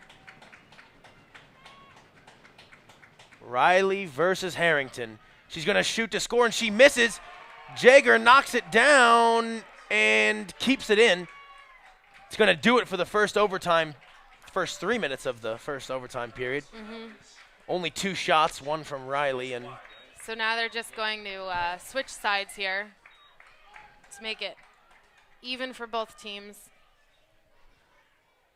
I believe they're not allowed to do any kind of a timeout kind of deal, conversing with the coaches. They just simply have to switch sides. Now, does Gettysburg start with the ball since they ended with it? They'll come back to a draw again? They're going to come back to a draw, just as though they're starting a second half of a regular game. Interesting.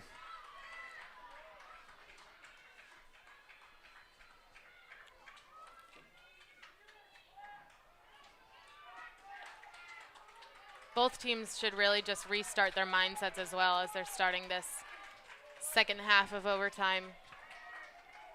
You want to start with a clean slate. Scoreboard 0-0 pretty much. Courtney Patterson versus O'Donnell in the draw control circle.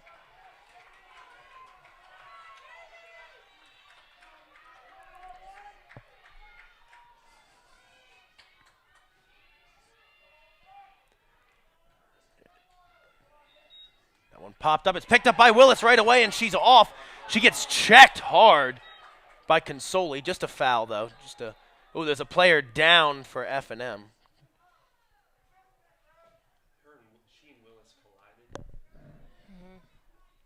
That's Vanessa Budd. She went down. She appears to be okay. Just looks like she almost got a little bit of a bruise there on the leg. She's stretching out. She'll be okay, though. Katie Willis with it for the Bullets, looking to get into the offensive third. Looks like she's going to pass to Caroline Jagger, and she does. Now the Bullets with 3 minutes remaining. Rebecca Riley behind the cage to Landry.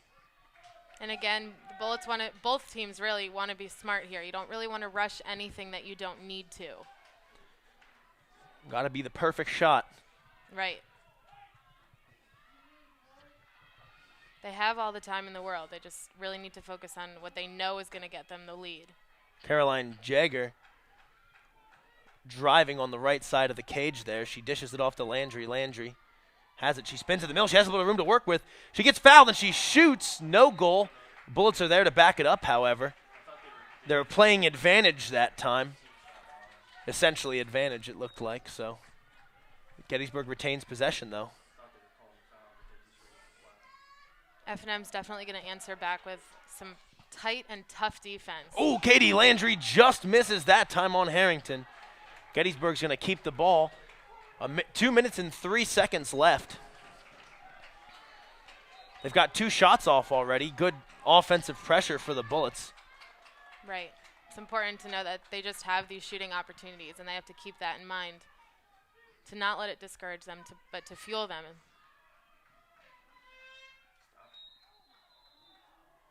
Timeout is called here.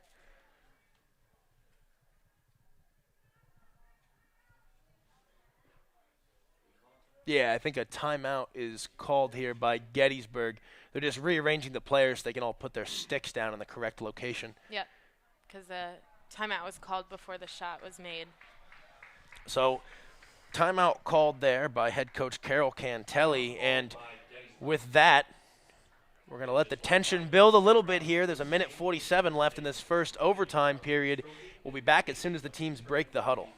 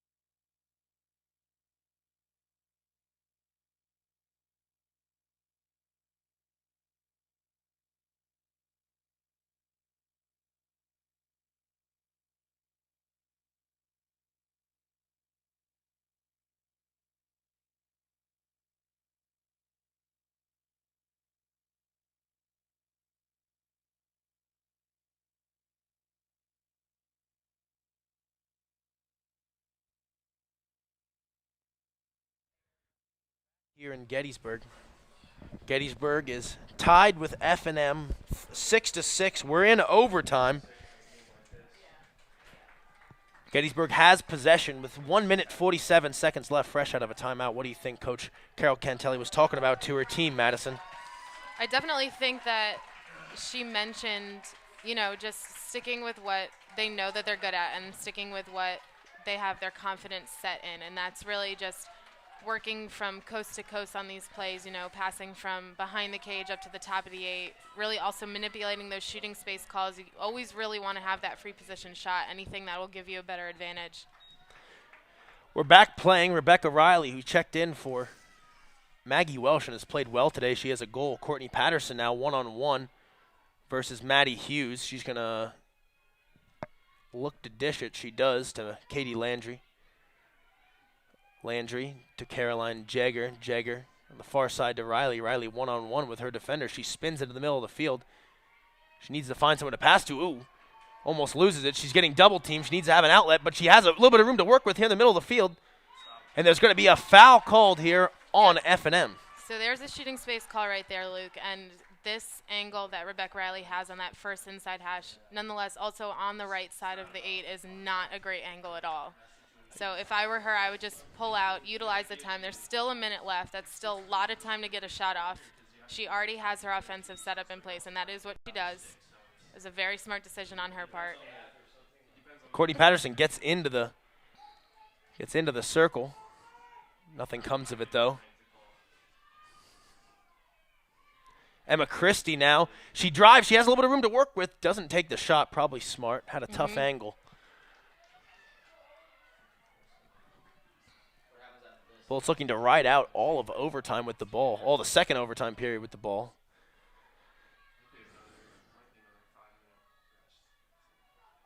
Katie, oh, that one's knocked out of the stick of Katie Lenger. She might have just dropped it, but either way, she picks it right back up.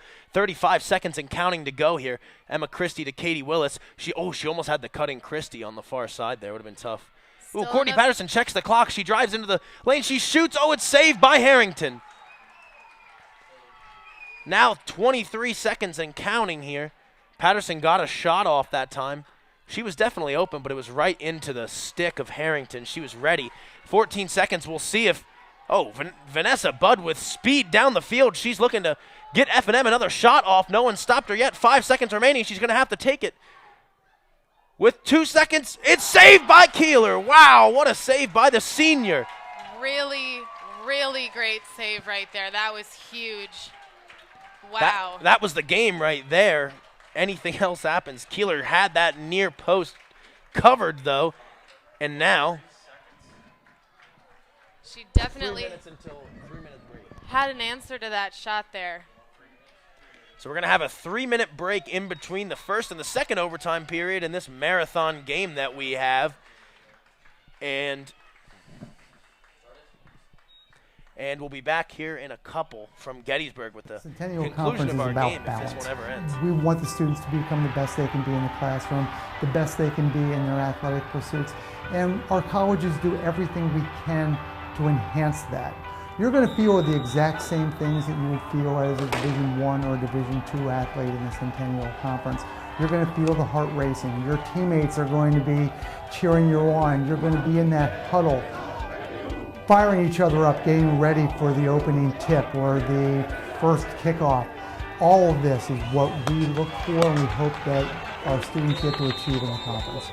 You look at the rivalries in our conference, and these schools have competed against each other for over a century. To be able to turn them over to talented faculty and talented coaches to bring out what we all know is there, that athletic ability, that ability to achieve in the classroom, the ability to achieve in the lab. The community that we build within the Centennial Conference is truly special. We have 11 schools that are competing at everything they do. They're competing for the best faculty, they're competing for the best students, they're putting together the best facilities. There are 43 conferences, and I feel that the Centennial Conference is at the top of Division III. 1, 2, 3. On the field of competition, you're going to be a starter. You're going to be a key reserve.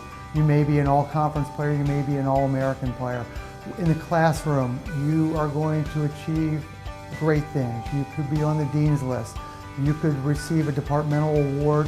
You could receive the college's highest prize when all is said and done.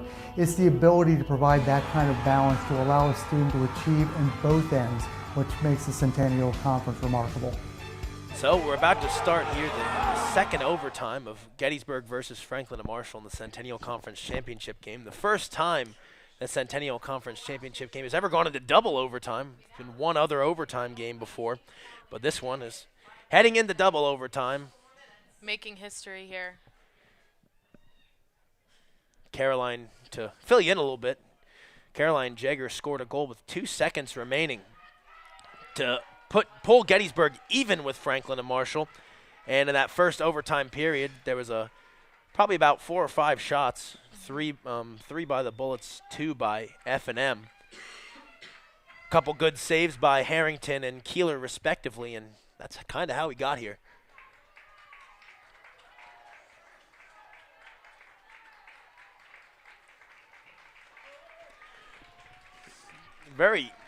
Everybody that was here in the first couple minutes of the game still seems to be here. Really a pretty full crowd.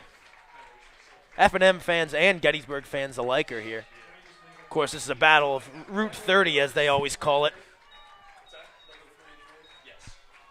So we're going to do the same rules as the first overtime, 3-minute halves. And it's sudden victory. Yep. First team to score is going to be able to host that trophy. Courtney Patterson versus Melissa Judge. We haven't seen Judge take a face-off in a while. It's been Bridget O'Donnell, but now here she's back in versus Courtney Patterson.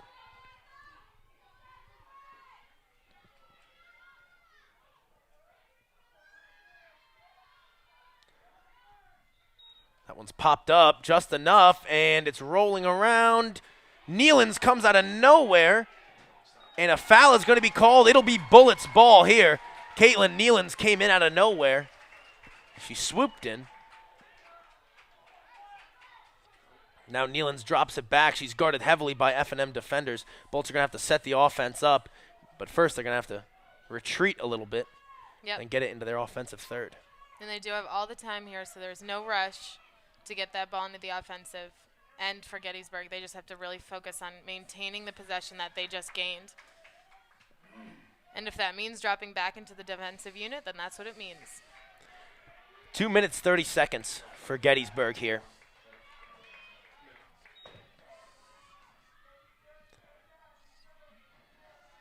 Maggie McLean has it at the top of the key.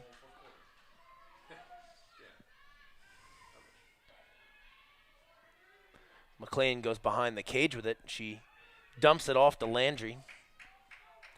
Landry up to the top of the key to Liza Barr. First time we've seen her in a little bit. Liza Barr now driving. Pulls it back out. Smart move by the freshman to another freshman. Patterson has some room to work with, but pretty good job of closing by Hughes.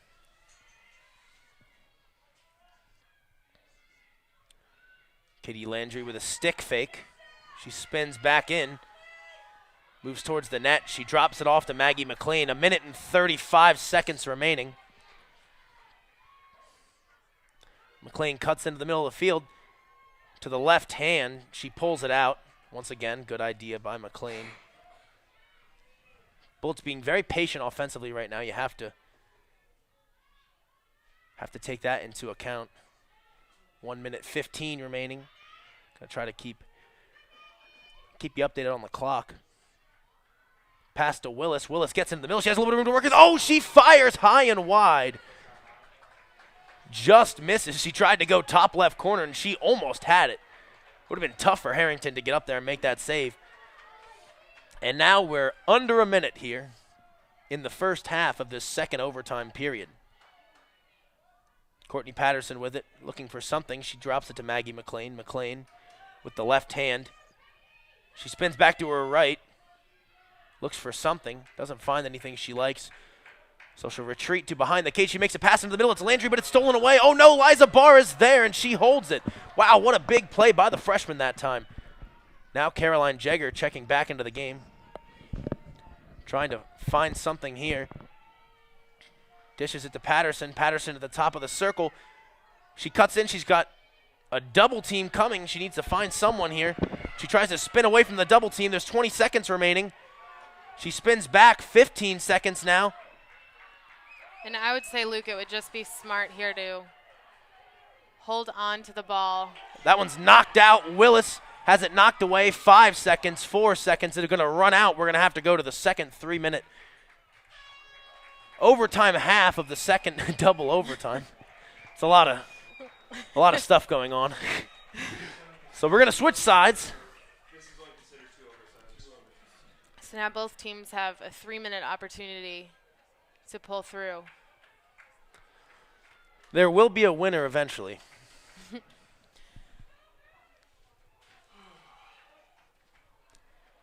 These two teams did tie one time in 1978, but it's been quite some time since then.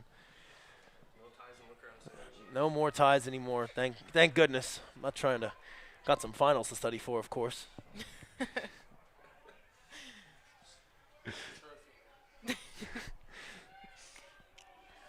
Courtney Patterson's going to take another face-off for the Bullets. The freshman's been huge all day today. Draw controls. That was the first time all day. It was the first time. I almost let it slide. Almost. You shouldn't have. You shouldn't have. Looks like all of the people in the tapes from 13 years ago. We're going to have a new face-off taker here for F&M. It's Katie Groenke.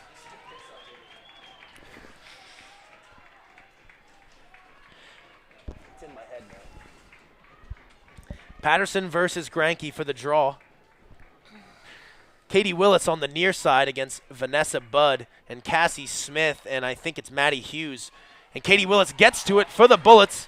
She's going to pull it back. Oh, she has Cassie Smith actually up near the blue line. Smith is going to find Katie Landry. Another draw control win that time. Now Caroline Jagger driving on the far side. So Bullets have 2 minutes and 40 seconds here. This is huge for Gettysburg. Once again winning possession off of that draw. Draws are tied 9-9 now. The draw control battle now, 9-9. Ever since Courtney Patterson came in the second half, 7-3. The Bullets have won the draw battle. Maggie McLean gets into the middle with the left hand. Doesn't like what she sees. She passes it behind the cage to Landry. Landry looking for someone here. Now Landry tries to make a move towards goal. She doesn't like it. Being guarded by Sarah Bozzo.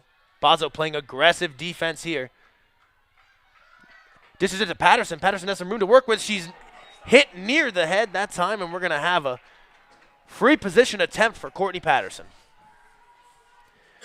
This is a huge spot for the freshman here. 1:52 remaining in the Centennial Conference Championships in double overtime. See what she can do from an interesting angle.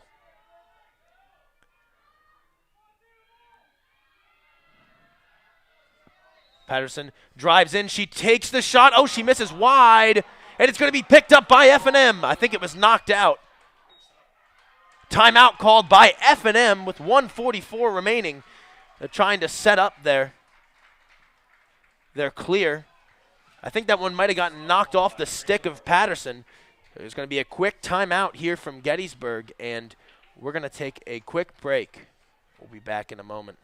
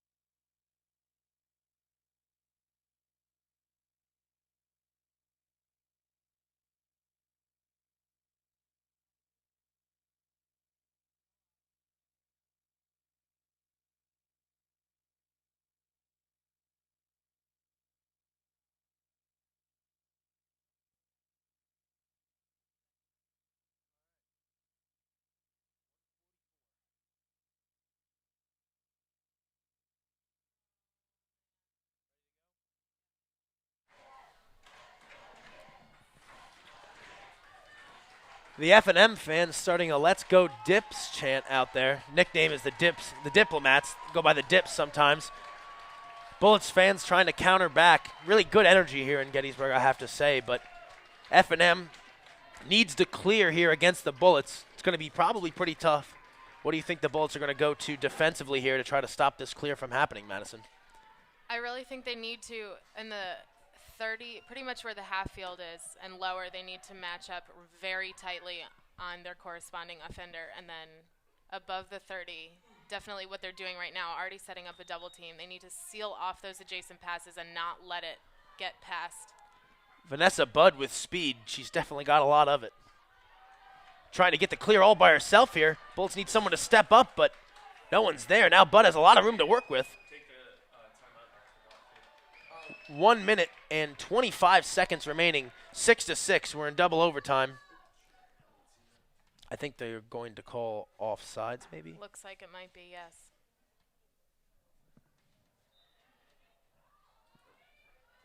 Starting it back up here. Maggie McLean for the Bullets is limping off a bit. Now here's a drive. Oh, it's good. It's in. F&M wins it on the goal by number 11, Katie Groenke. F&M wins the Centennial Conference Championship in double overtime with 1:12 remaining. 7-6 is the score. And it's a good goal. That'll do it here from Gettysburg. What a shot by Katie Groenke. Driving around the right side. She scores into the far left corner on goalie Shannon Keeler. And that's going to do it here from Gettysburg. Franklin and Marshall is the 2017, that's what year it is, 2017 Centennial Conference champions. What a great game here. Both men and women of Franklin and Marshall just won the Centennial Conference championship title. Both in overtime, too. Yes. That's pretty interesting. But nonetheless, congratulations to the Bullets for a great season. They'll likely get an at-large bid to the tournament. Great job to F&M as well. We want to thank you here from Gettysburg, from the Sports Information Department and Centennial Conference for listening in. Thanks to Madison Martino for doing a good job today also on the color commentary. I do pretty bad on color commentary, so it's nice when she comes. But anyways, thanks for listening, and this is Luke Smith signing off for Madison and I from Gettysburg. Thank you.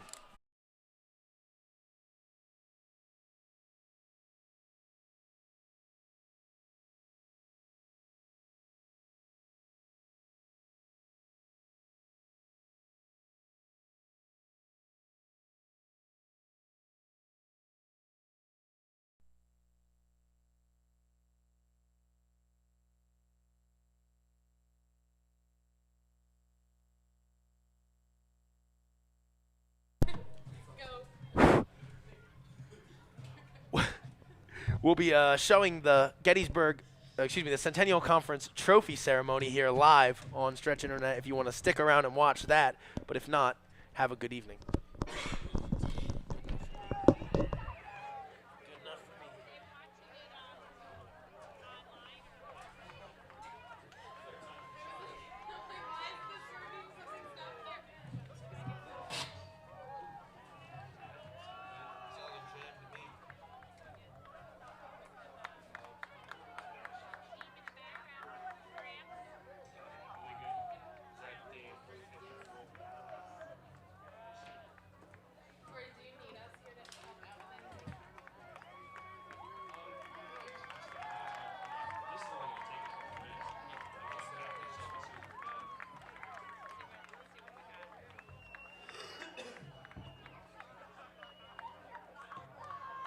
Ladies and gentlemen, and now the trophy presentation. Here to present the Centennial Conference Championship Trophy is Steve Ulrich, Executive Director of the Centennial Conference, and Dan Porterfield, President of Franklin Marshall College. First, let's have a round of applause for the two teams that provide us with a terrific championship game and the first double overtime game in Centennial Conference Championship history. At this time, we would like to recognize the Centennial Conference runners-up from Gettysburg College. Congratulations to captains Caitlin Nealons, Emma Christie, Macaulay Mikes, head coach Carol Cantelli, and the rest of the Bullets on a 16-3 record. Let's have a big round of applause for Gettysburg. And I'm sure we'll see the Bullets in the NCAA Division III tournament, which begins next weekend.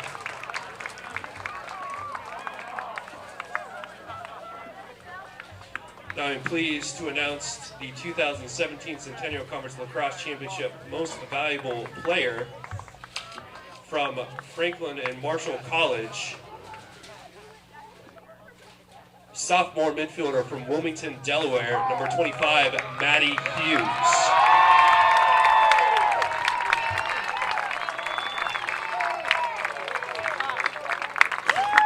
In the 2 games, Hughes accounted for 5 goals, 1 assist, 5 ground balls, 3 draw controls, and 6 caused turnovers to lead the Diplomats.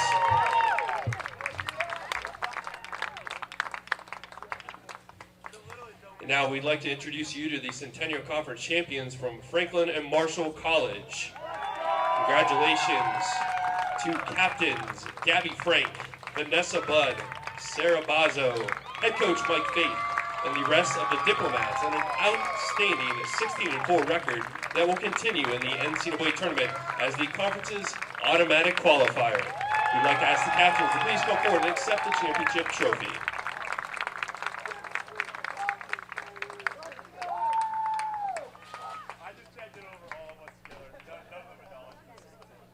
Thank you very much for attending today's championship game and for your support of the Centennial Conference and its student athletes. Please arrive home safely.